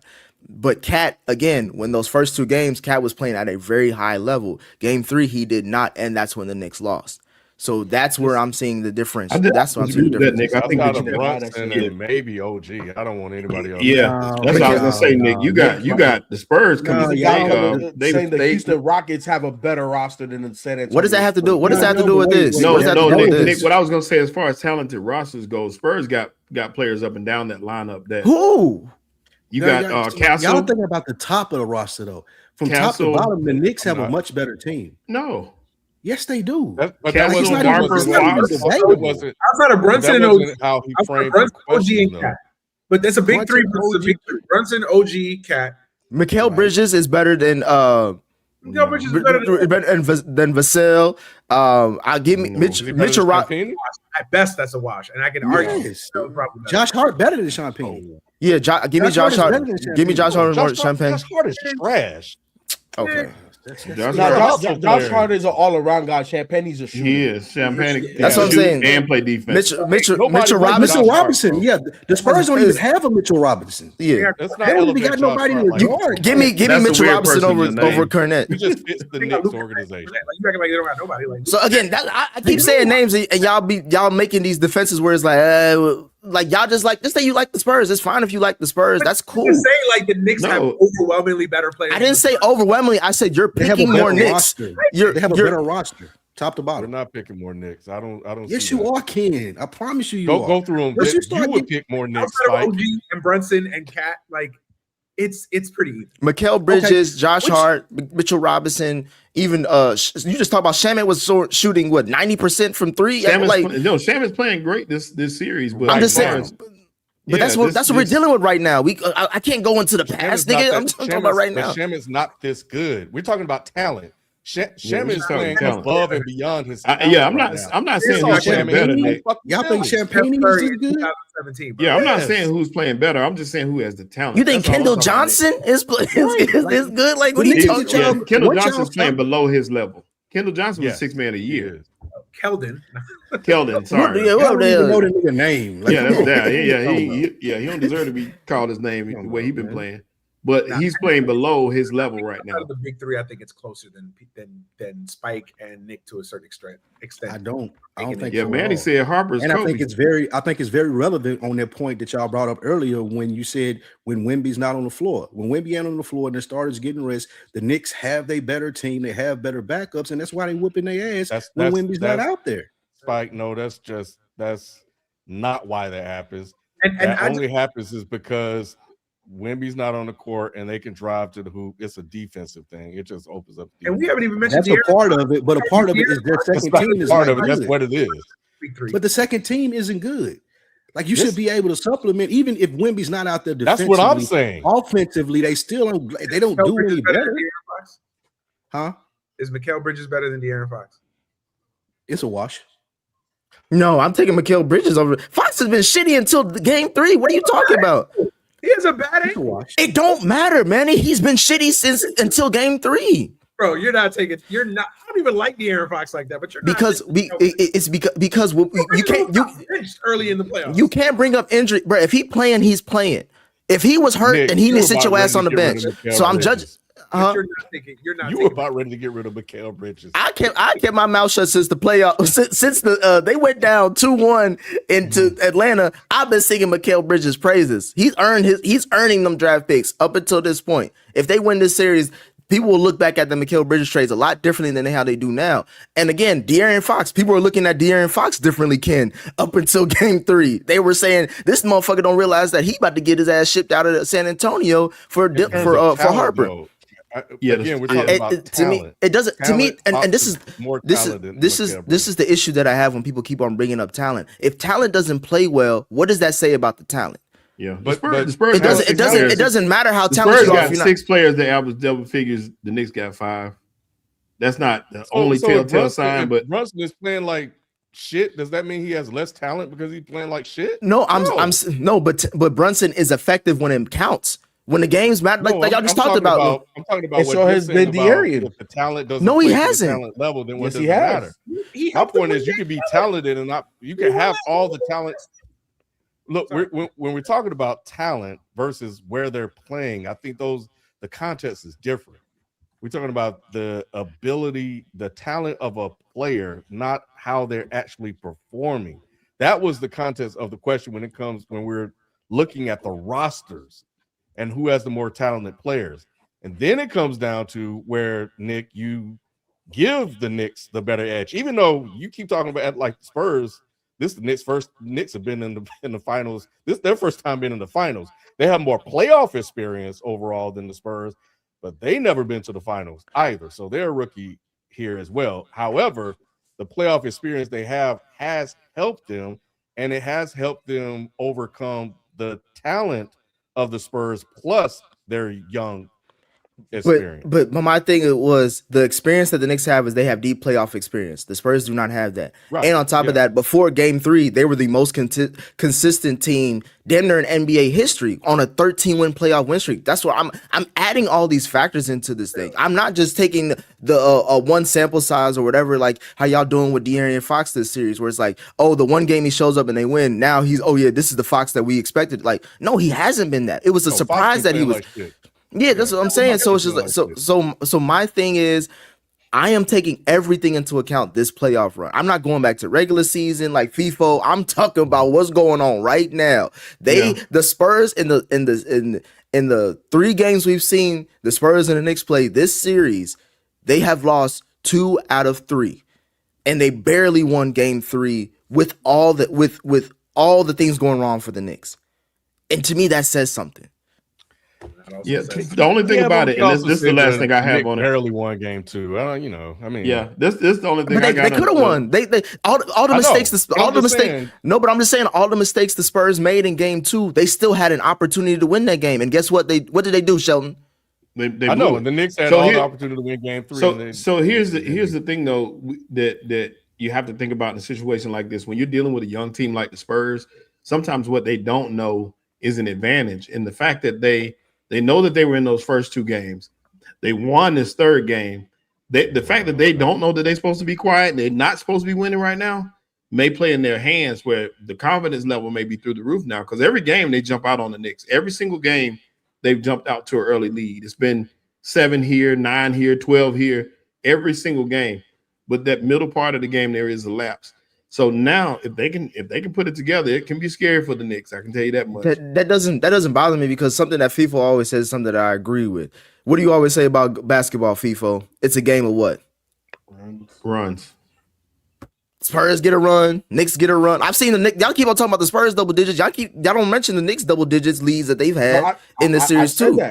I've said that. I said that the way that the Knicks have closed out the Spurs exposes the Spurs inexperience and it shows the Knicks experience. Because and that's why I said like I've been enjoying this whole series because it's a punch counter punch. Yeah, it is. No team has gone like been up 30 in this series. They've all been within striking distance. And then Wemby comes out the game. New York goes on a run.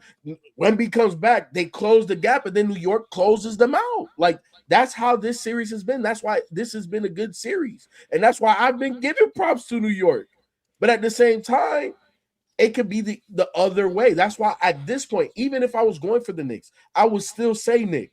I wouldn't care who wins because this is what basketball is about. It's not about the 30-point blowouts and stuff like that. This is the type of basketball you want because it's a game of runs.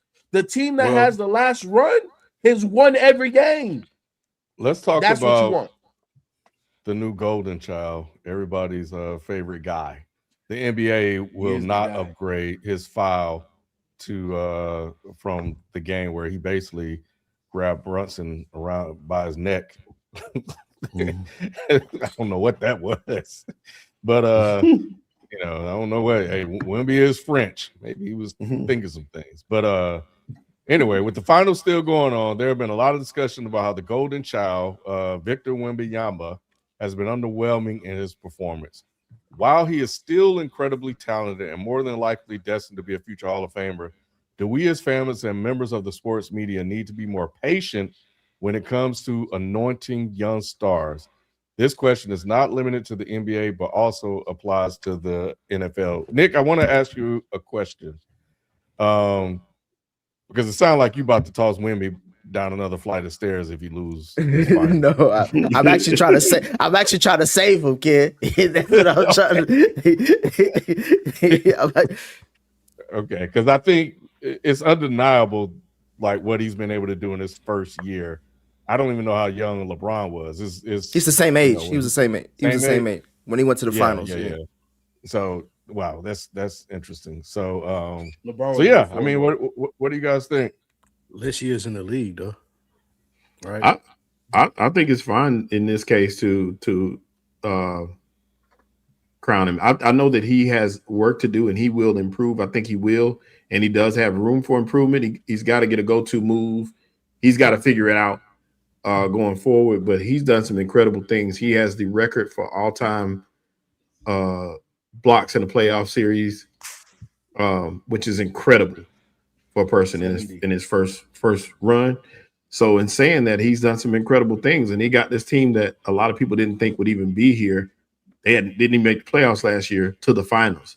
So he deserves a lot of that credit that he's getting.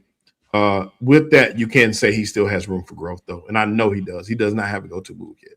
Yeah. So both can be true. In this case, it's not too early.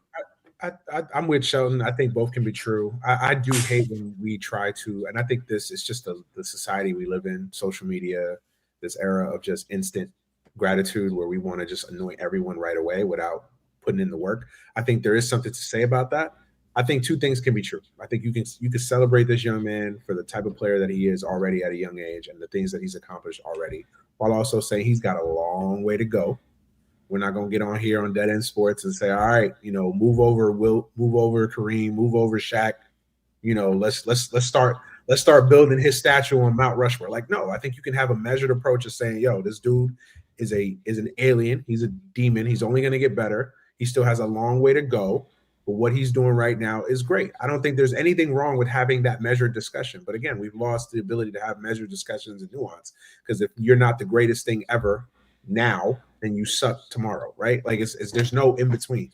So yeah, I agree with the question. I think we should always have a measured approach when we're talking sports and trying to anoint guys, because these things change overnight. Like these things change overnight. Wemby's one rolled ankle, another blood clot away from being a flash in the pan, right? So I think that you just have to you have to do it for a longer period of time. Track record is important when you're evaluating players. But yeah, Wemby, I think you could definitely celebrate Wemby and still say like he has a long way to go. Yeah, like this is not a career thing. And I think that when we're talking about young players, is that the first and foremost is that we have to talk about them in the moment. It's what have they done in the moment to prove the accolades or the flowers that they're receiving. And at the end of the day, we're watching Wemby do things that we've never seen nobody else do, at least not in our lifetime.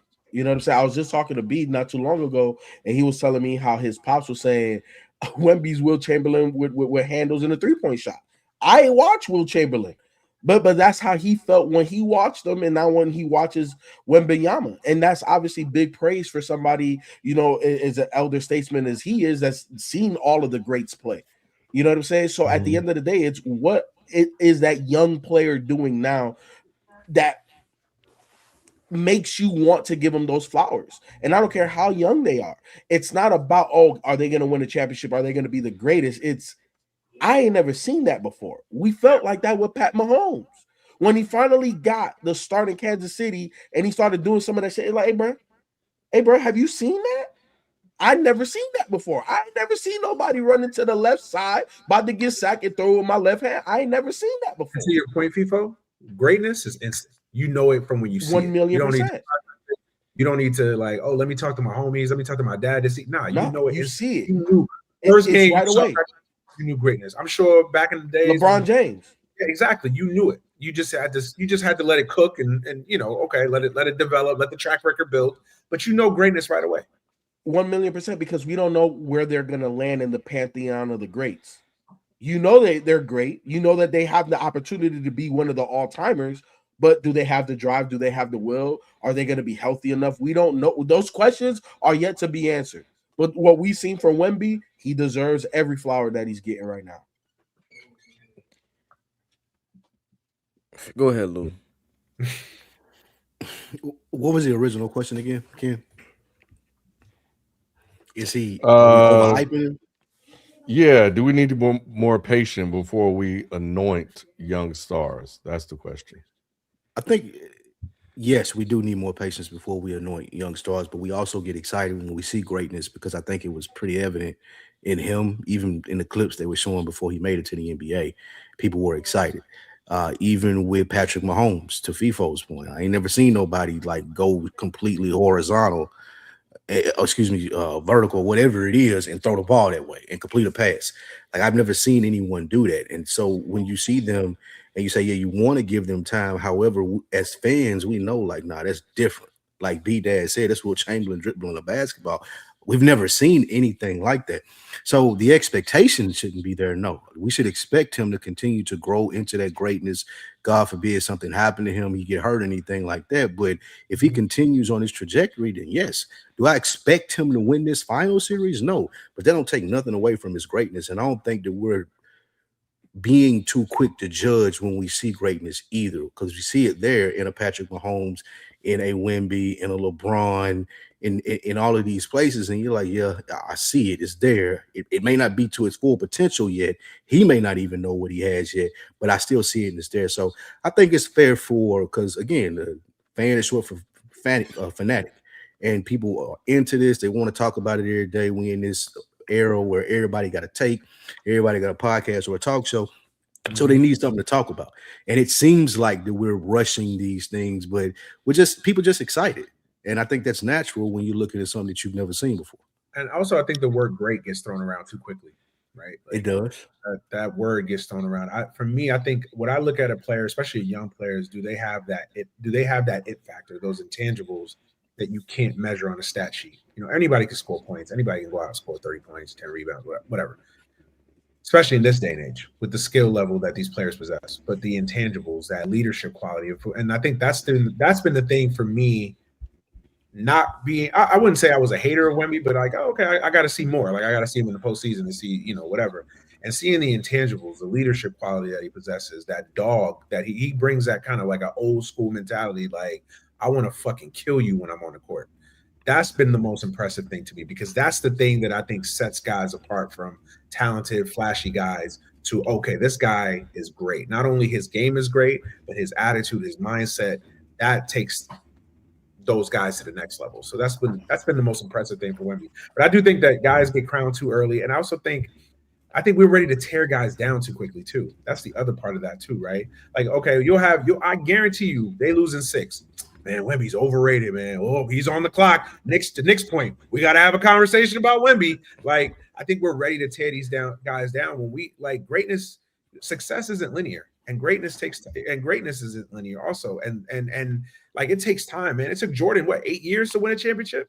If Jordan was around in today's age, we would have had a conversation after the first Pistons series. So I think we just need to be measured in all facets of sports discussions going forward. That's where I'm at with it. To Manny's last point, I don't deny what Wemby looks like. I just don't believe it until I see it now when it comes to a lot of these players. Because to Manny's point, I'm not trying to discredit him if they do lose. You know what I'm saying? Or like what he's able to do in year 2 should be judged off of like that is a great thing. Go from not making the playoffs to getting to the NBA Finals in one season turnaround speaks to how talented he is and where he can potentially go.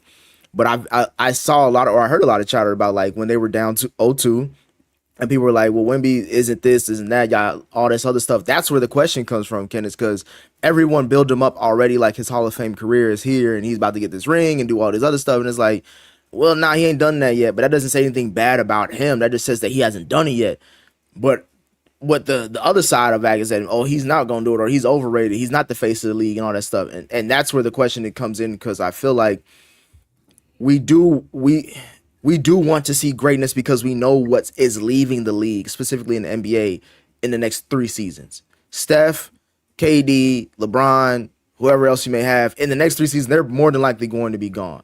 And people are, I'm not going to say terrified, but they're nervous about what does the NBA look like when we don't have these main stars or these main storylines to talk about every season in and out. You know what I'm saying? Now that Victor is here and literally showcasing himself in front of the world, it's like, okay, we're ready to move on. Like, we finally got somebody we can move on. We thought it was going to be Joker. We thought it was going to be Luka. We thought it was going to be Giannis. We thought it was going to be Shea. No, it's like we've thrown so many people under the bus to prop up Wemby that if Wemby doesn't plan out, then the whole league is now crumbling. So to me, that's where I'm saying is like we should just be patient to see who's actually going to be the star that we think he is. Because, you know, Sheldon, black women always say, don't fall in love with potential, right? and Wemby got all the potential in the world to be something, but we got to also see it to then justify everything else. I don't think it's bad to be a fan of his, but I also think that you have to taper expectations until you really see it. But I think what are we looking for? Wait, hold on. Okay, because this is exactly where I'm going with it. Because this is where I disagree with your take. Because you're always talking about, well, what has he done? You have to be in the present and what he's doing. What he's doing as a year 3 player, as a 22-year-old, he's in the finals. And he's having one of the greatest playoff runs we've ever seen in the history of the sport 3 years into his career. So I'm not crowning him as the greatest to ever do it.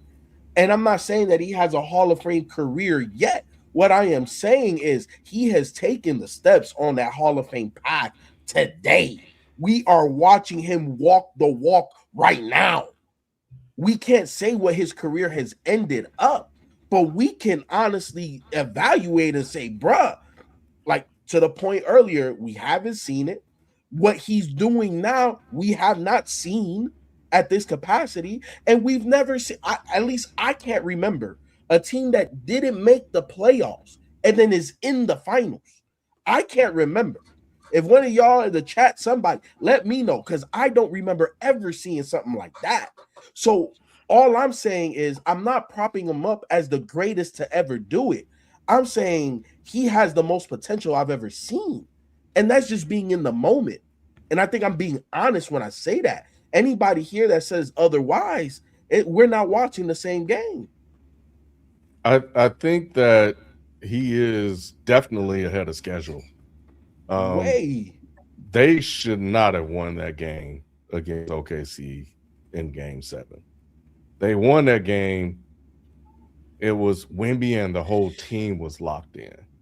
And that's what makes this team that's what's helping push Wemby up in addition to what Wemby's doing.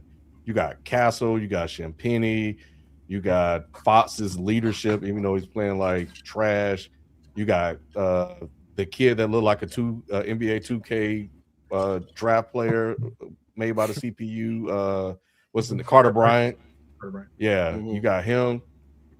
Keldon Johnson's been there for a minute. He thought he was going to guy, but he settled into his role. They have a bunch of young guys that contribute in a positive way. And then you got Wemby that everything kind of flows around, but together, when they're playing together, they're tough.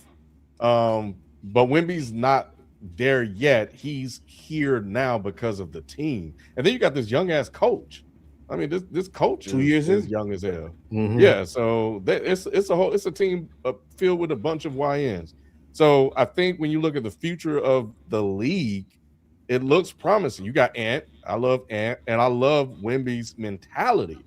You know, and I think that his skill set allows him to do a lot of things that he wants to be great. Like he's channeling that Kobe mindset without the Kobe game yet. Like he doesn't have all of that yet. You know, but one thing outside of his go-to moves and shit like that, how about better interviews?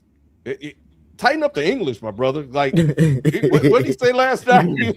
John's not done. Like it's like he's thinking through the translation. It's like, please stop interviewing. Not asking him another goddamn question. Nah, he do sometimes talk like Yoda. You know what I'm saying? It's like wait. Y'all sound like a white game. We won. It's like, bro, like, okay, we know that. Like, Jesus Christ. Somebody go get Steven Castle. Let's talk to these him. niggas that speak English. I don't want to hear him on the mic. So.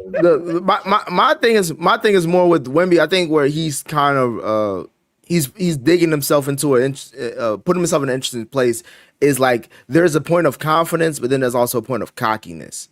And like with some of his post game interviews, and I think it's been influential on the rest of the team. Like they believe that they're the better team, but when they are losing, they're very critical of like, oh, it ain't got nothing to do with them. It's all about us. Like, we're off our game. It ain't got nothing to do with how a top 5 defensive team in the NBA is playing against us.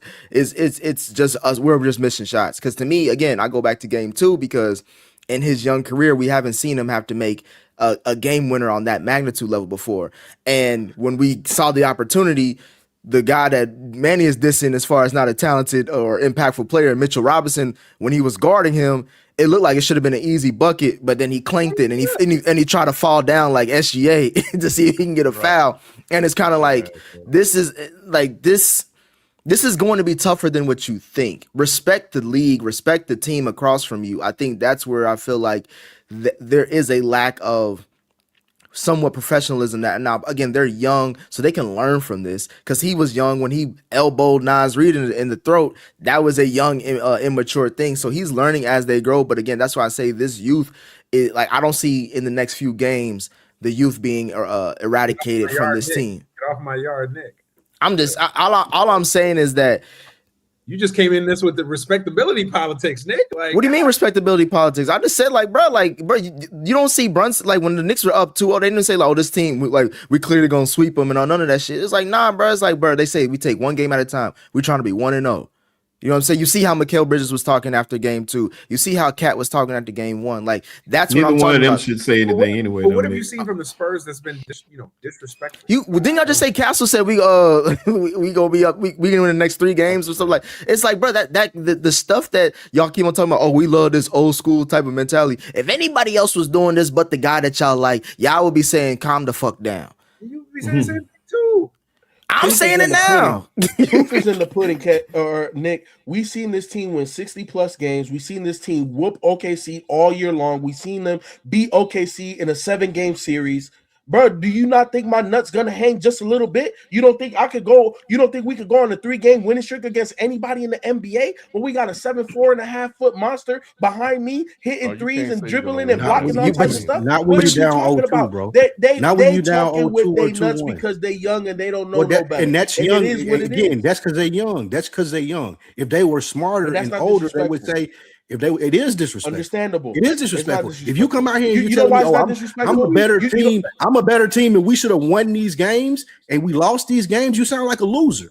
Come and say we taking the next game like it's supposed to be taken. They sound like losers because that shit the losers say. We're the better team. Because Manny was just making fun of the.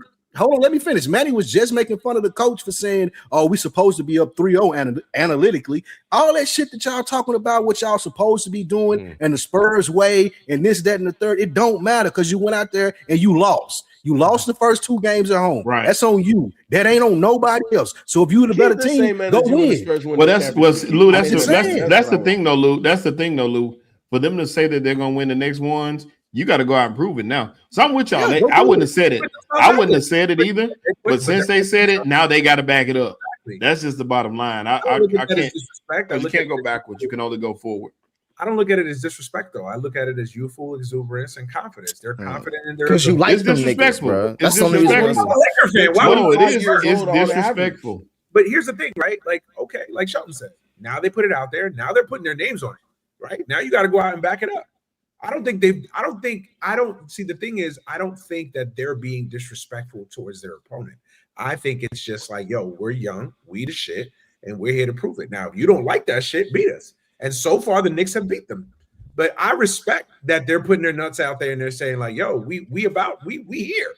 Like, we're not cowering, we're not hiding, we here. We're gonna do what we need to do, and the proof is in the pudding. At the end of the day, you can say whatever you want. You got to step out on the court, you got to make the adjustments, you got to play the game, you got to hit your jump shots, and that's what's gonna. All this talking, all this, well, we should have did this, or we're only up 1-0. At the end of the day, you got to execute. That's it. I haven't seen shit that they've done to give me the confidence they're gonna win 3 straight. We Look, shall see.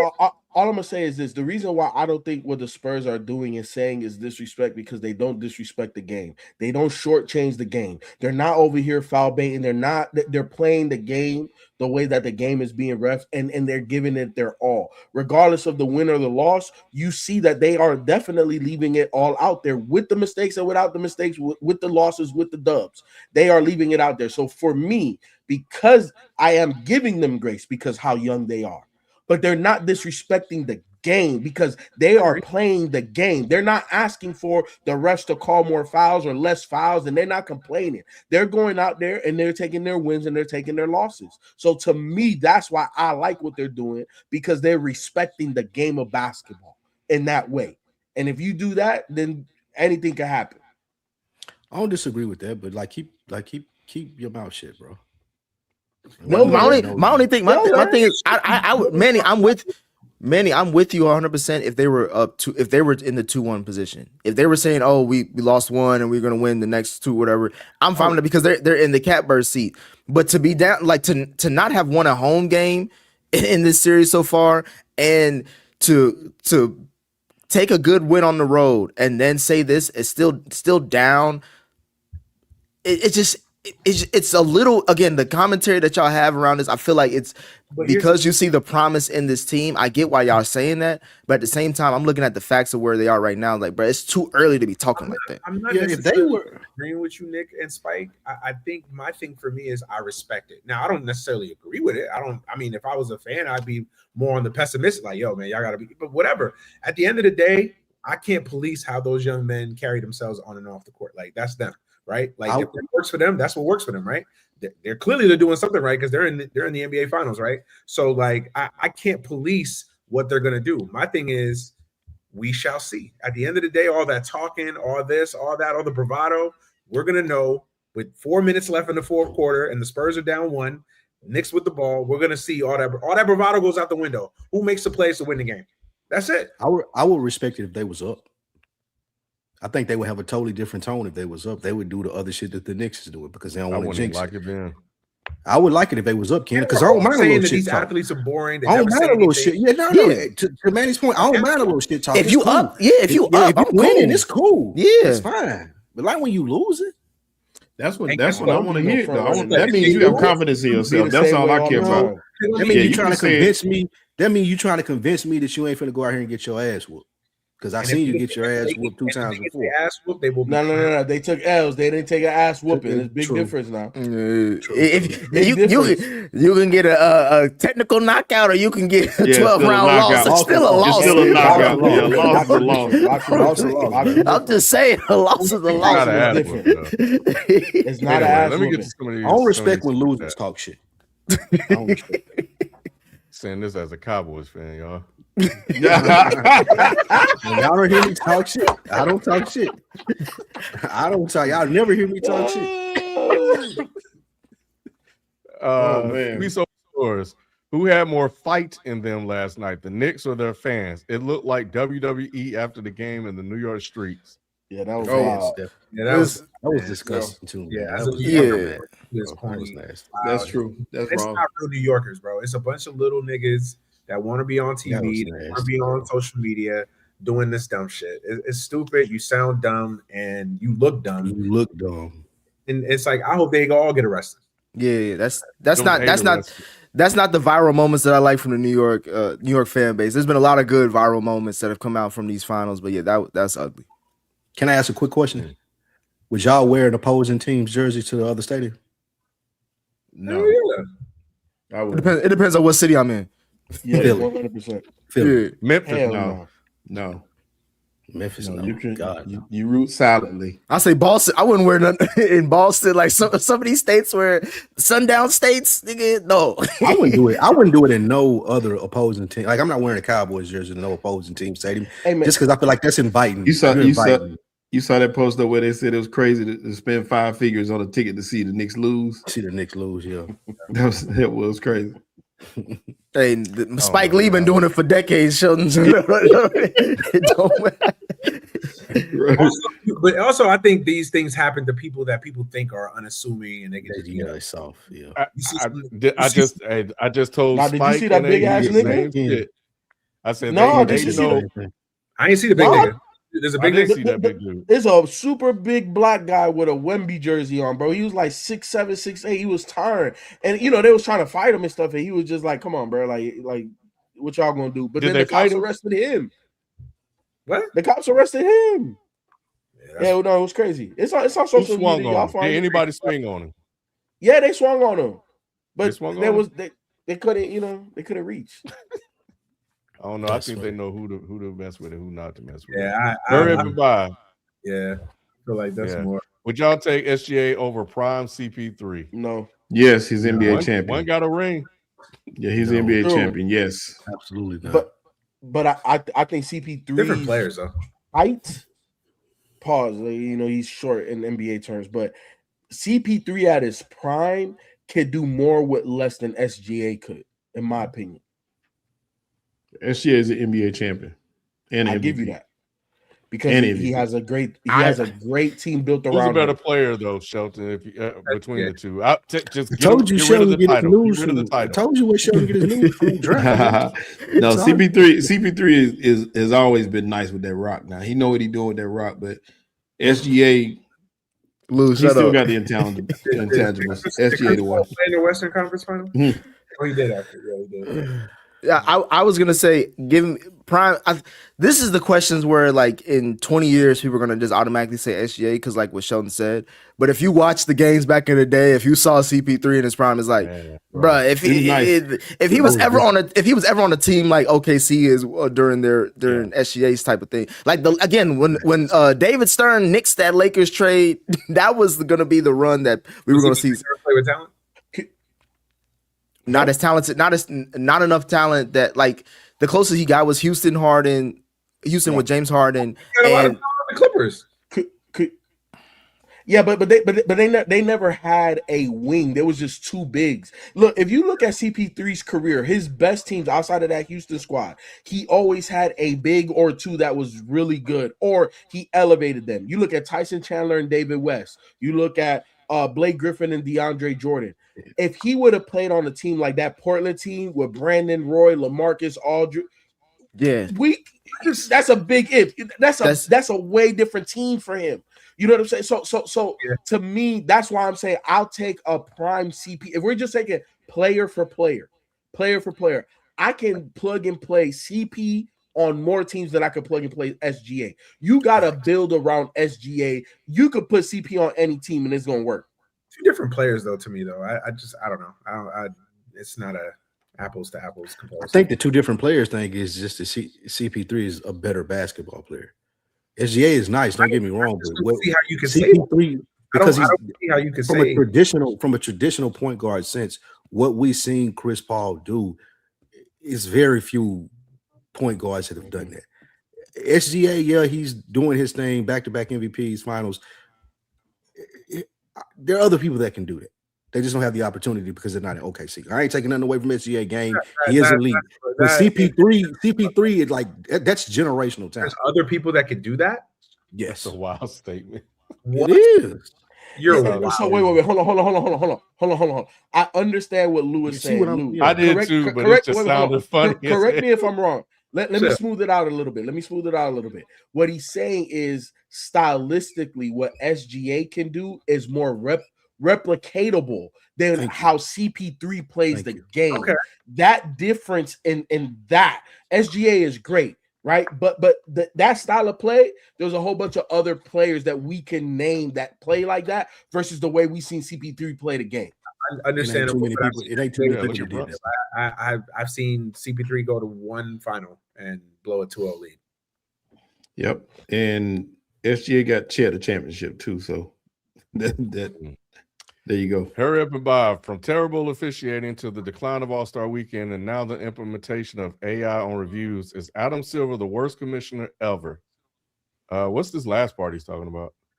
I ain't know nothing about AI reviews. AI on reviews? Yeah, I don't know about that one. I didn't know they were going to do that.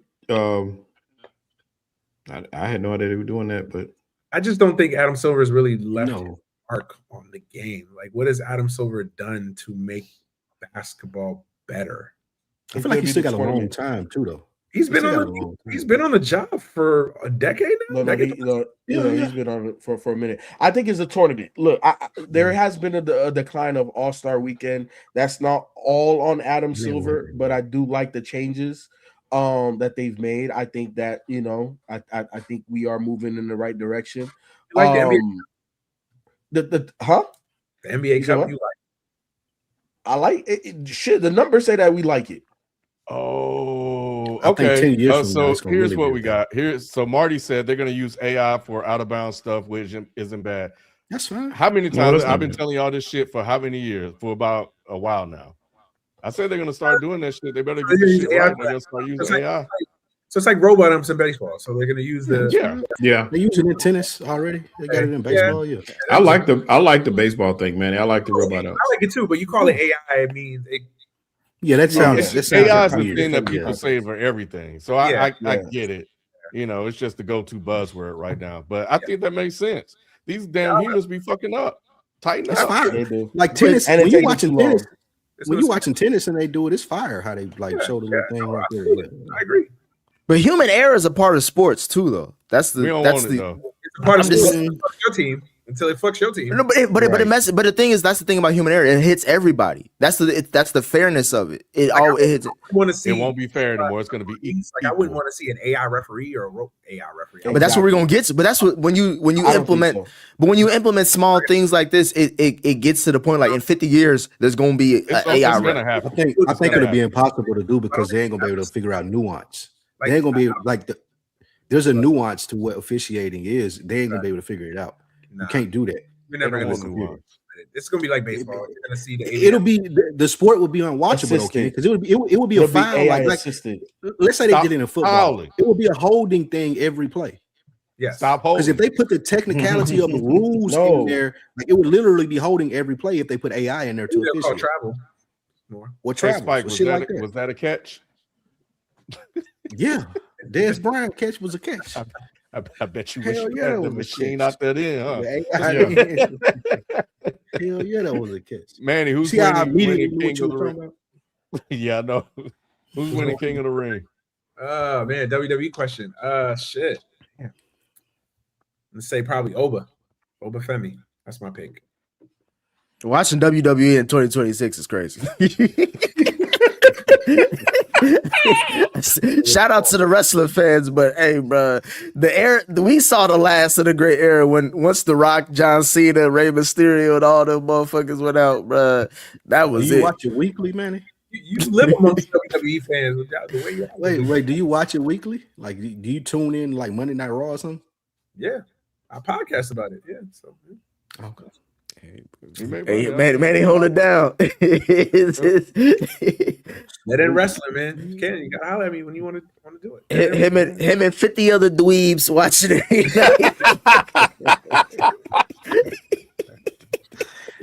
I got a homeboy that do a wrestling podcast too. I was amazed by it. Yeah. Hey, them white folks be paying them racist white folks. Niggas love wrestling though. You know how many niggas love? I was surprised. Yeah. I'm about to say, man, 4. Yeah, man, people fuck with it for real. Manny right though. People fuck with it. You be like, I know. You watch wrestling? They can't let it go. It's like today's soap opera is what it is. It is. It's always been that way. But like to me, the rose-colored glasses came off when, like, especially now that ESPN is a big backer of it. It's just kind of, I don't know. It's different. And Manny, I live in the state. I live not too far from Stanford, where the headquarters is. So I don't know. It to me, it lost its appeal a while ago. It's crazy though that at one point, certain people, including myself, thought wrestling may have been real. Yeah, back well, it was real back in the day with Randy Macho Man Savage when they was doing cocaine before they came out. You know what I'm saying? Everything was good in the 80s and early 90s. For a hustle, players can bet on their own team in college football now. What does the Brennan Sorsby ruling mean for the future of college football? I love what everybody's doing. They were like, do not put them on my goddamn schedule. That shit is tight. This is first of all, the judge has ties to fucking Texas Tech. Everything that you need to know. I think this is, listen, I don't agree with Nick Saban because I think I agree that the game needs to have more regulations, especially this NIL era. Again, when you say this, you get the idiots out there. Oh, you don't believe players should get paid? I believe these young athletes should get everything entitled to them. But I think if you're going to do this, I think it needs to be regulated. I think you need a governing body. I think that the student athletes need a CBA or an organization that is for the student athletes so that they can collectively bargain, right? This is opening up a Pandora's box because what you just basically did, this judge in fucking Lubbock somewhere, was you just said the NCAA cannot punish Brandon Sorsby because the NCAA is taking checks from gambling companies, which, hey, I agree. I think that I don't want to hear any organization, I don't want to hear any sports organization or anything take the moral high ground because all you niggas is getting checks from DraftKings and FanDuel and all these Vegas books. This is why I was against this shit in the first place, because now you're seeing more and more of this and you're opening up this Pandora's box. Like, this kid should not play. He bet on his fucking team. He bet on Indiana 2 or 3 years ago when he was on the team. And then he had insider information and he voted and he placed bets and parlays on a quarterback having under in yardage. Like, how would he know this information? How would he be so confident to place these sort of bets and sort of wagers if he didn't know something? I think it's just opening up a Pandora's box. You've seen the shit with the NBA. You've seen the shit with MLB. I just think it's a bad look across the board, man. I just really do. I think it's bad all the way. Players and betting shouldn't happen. I at the end of the day, these college guys now they're making millions. Not obviously not all of them. NBA and professional guys, you guys are making millions. You don't need to get the pennies that comes from the betting side. They don't keep that separated because now the integrity of the game is in question. Now, when you see that there's a 2.5 point under, those guys they're gunning for it because they done bet on themselves. Like, come on, bro. That is not a good look. The integrity of sports is lost when you allow people to bet on themselves or others because, like Manny said, of the inside information that the rest of the general public would not have. So, no, this is not a good look. If you play a major collegiate sport or play professionally, you should not be able to bet. High school, that's a little different. It is what it is. There's more on the line of wins and losses, right? But when we're talking about college, we're talking about, pro athletes. Hell no. So, get that up out of here. Imagine being a teammate on this dude. Like, I'm looking at this dude kind of funny. Like, yo, you throw two picks.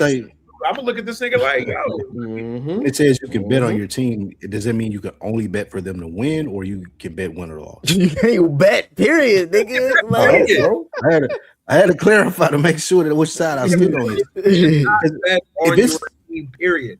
If you could be able to bet and just win, then I don't care about it. Hey, Lou is a scumbag at heart, right? Will be all over the fucking place. As long as he wins, as long as he wins, like if he betting to win, then that's one thing. I feel like if you're betting to lose, that's different. My thing is it's typical hashtag white man luck. Like, because if this was again, I'm looking at the yesteryears of Terrell Pryor and all the other ones who had to fall on the sword for this type of shit. Reggie Bush, exactly. And then you see who the ones who are benefiting from it, and it's not anyone that resembles those players. It's just very interesting how things are moving forward. I am leaning more. I was against Manny's side as far as like, let this be the Wild Wild West. This is what the NCAA deserves when they locked all these players out from earning the money that they should have gotten, going all the way back even before Reggie Bush. But now it is getting to the point where it's mostly because of the gambling thing. I don't even think I feel like people are blaming NIL when they really should be blaming the gambling thing. Like adding Vegas to the all these leagues is what's the issue. It's not NIL. But I think they're going to attack NIL to regulate the gambling. And I'm at that point where there probably does need to be a CBA. They're more likely going to get a salary cap. Like, all the stuff that's going to happen, that's happening in more professional sports is going to happen in college football. So for the kids who are in it right now, while it's still crazy, go ahead and run it up. Run that bill up.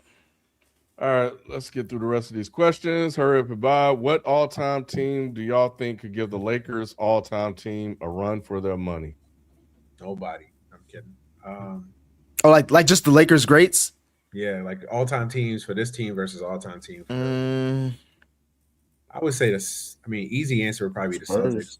They have the other Hall of Fame. Yeah, Celtics would be the only one I can think of. Celtics, Sixers maybe.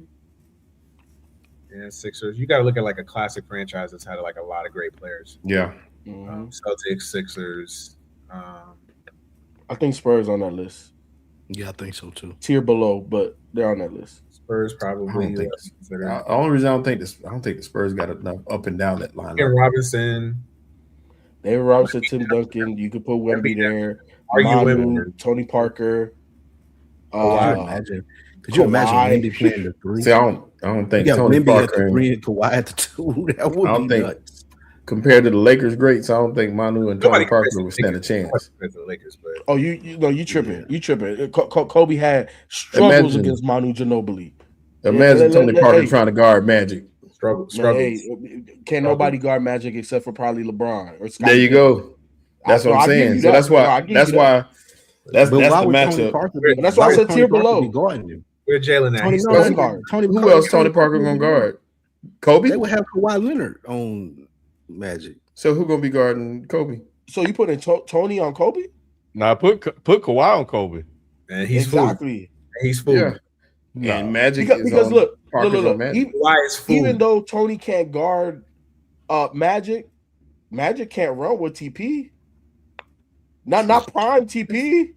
TP led the league in paint points. Facts. Because of the spin floater. That spin floater on the 6'9". Hey, Magic don't play defense. He can run away from him. Yeah. You can run away from him. Good question. Dragon Knight, rank the impact of these if they never happened. KD foot on the line, Magic getting HIV, Kawhi game 7 shot, KD Achilles, Harden trade to Houston. Magic is number 1.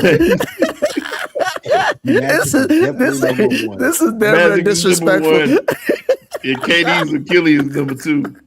Hey, how did he think to add that in there?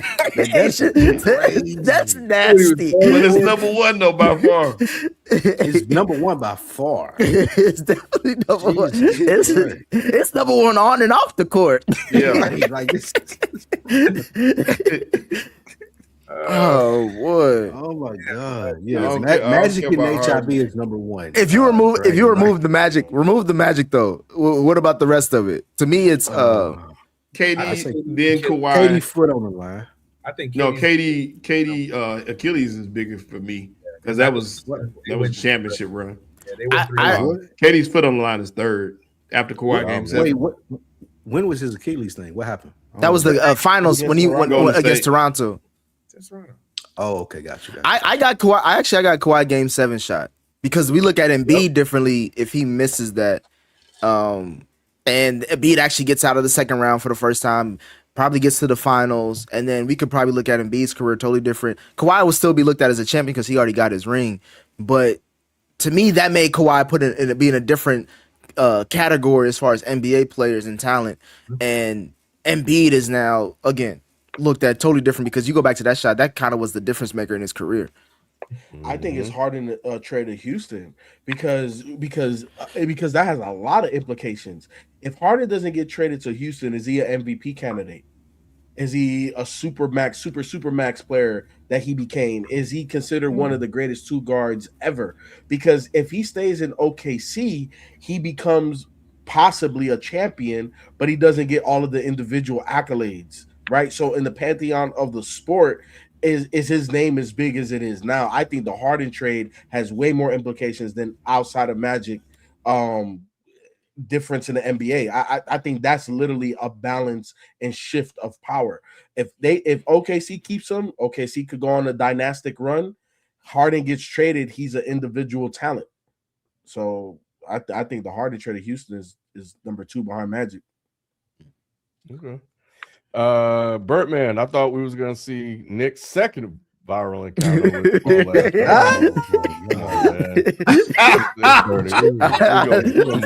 You laughing too hard, Shelton. You gotta do more than $5 for that, bro. That's a $10 comment right there. That's at least 15. If you're gonna use my trauma against me, that's at least $15. Yeah, gotta run that up. Hurry up and buy. What teams has had a better 3-year streak of drafted players than the Spurs? Wemby, Castle, and Harper.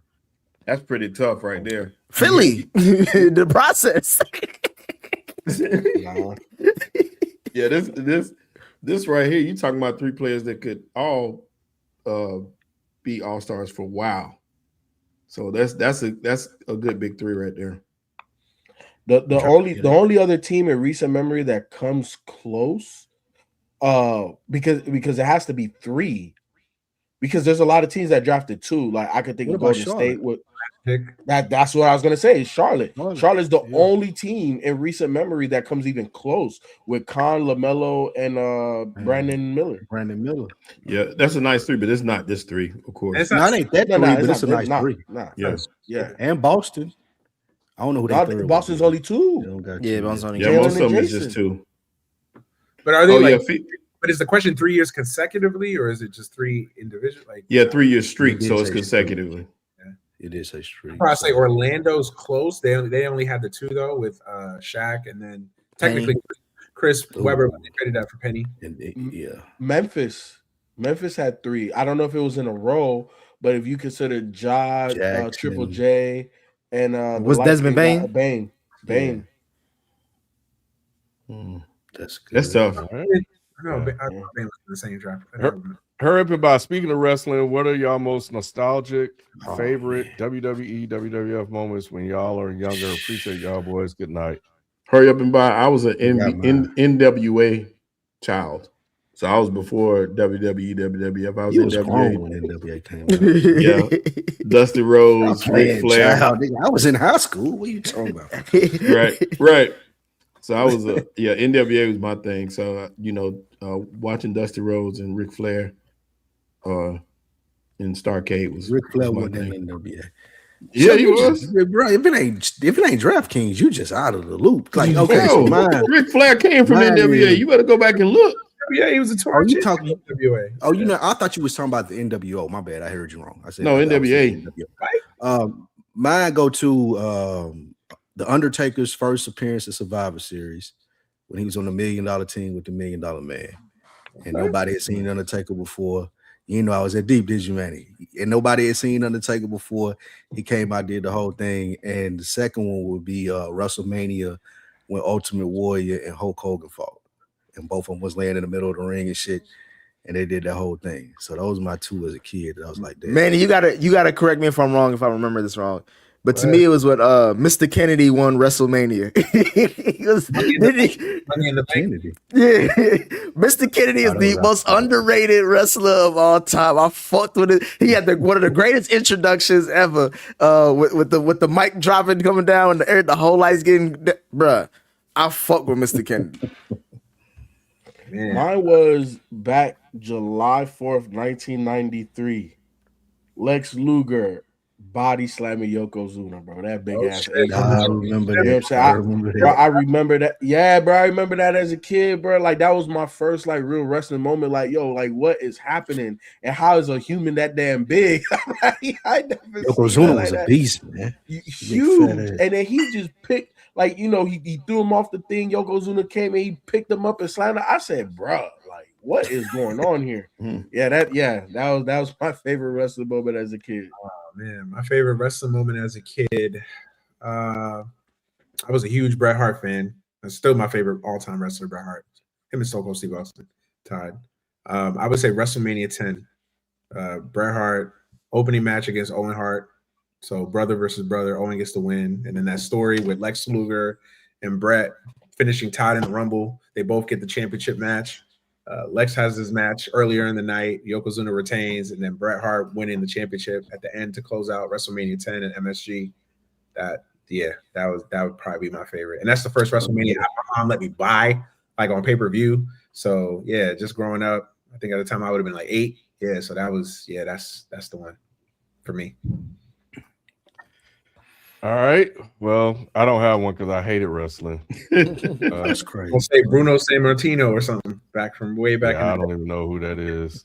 Iron Sheik. Yeah, Abdullah the Butcher. Shout out Abdullah the Butcher. Shout out I'm to traumatized by he wrestling. gave hepatitis C to one of the That guys. shit gets on my nerves. Yeah. No, but the comments is popping off with the wrestling though. Y'all think nobody watches wrestling? I know they watch it. It's not that. It's not that it doesn't have an audience. I'm telling you, 2027. Birdman, here you go, bro. I ain't cheap like man.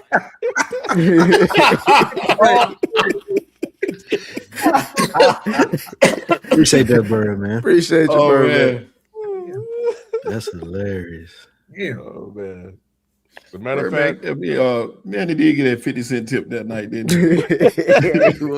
I hate to be a server when Manny come up to the restaurant. Boy.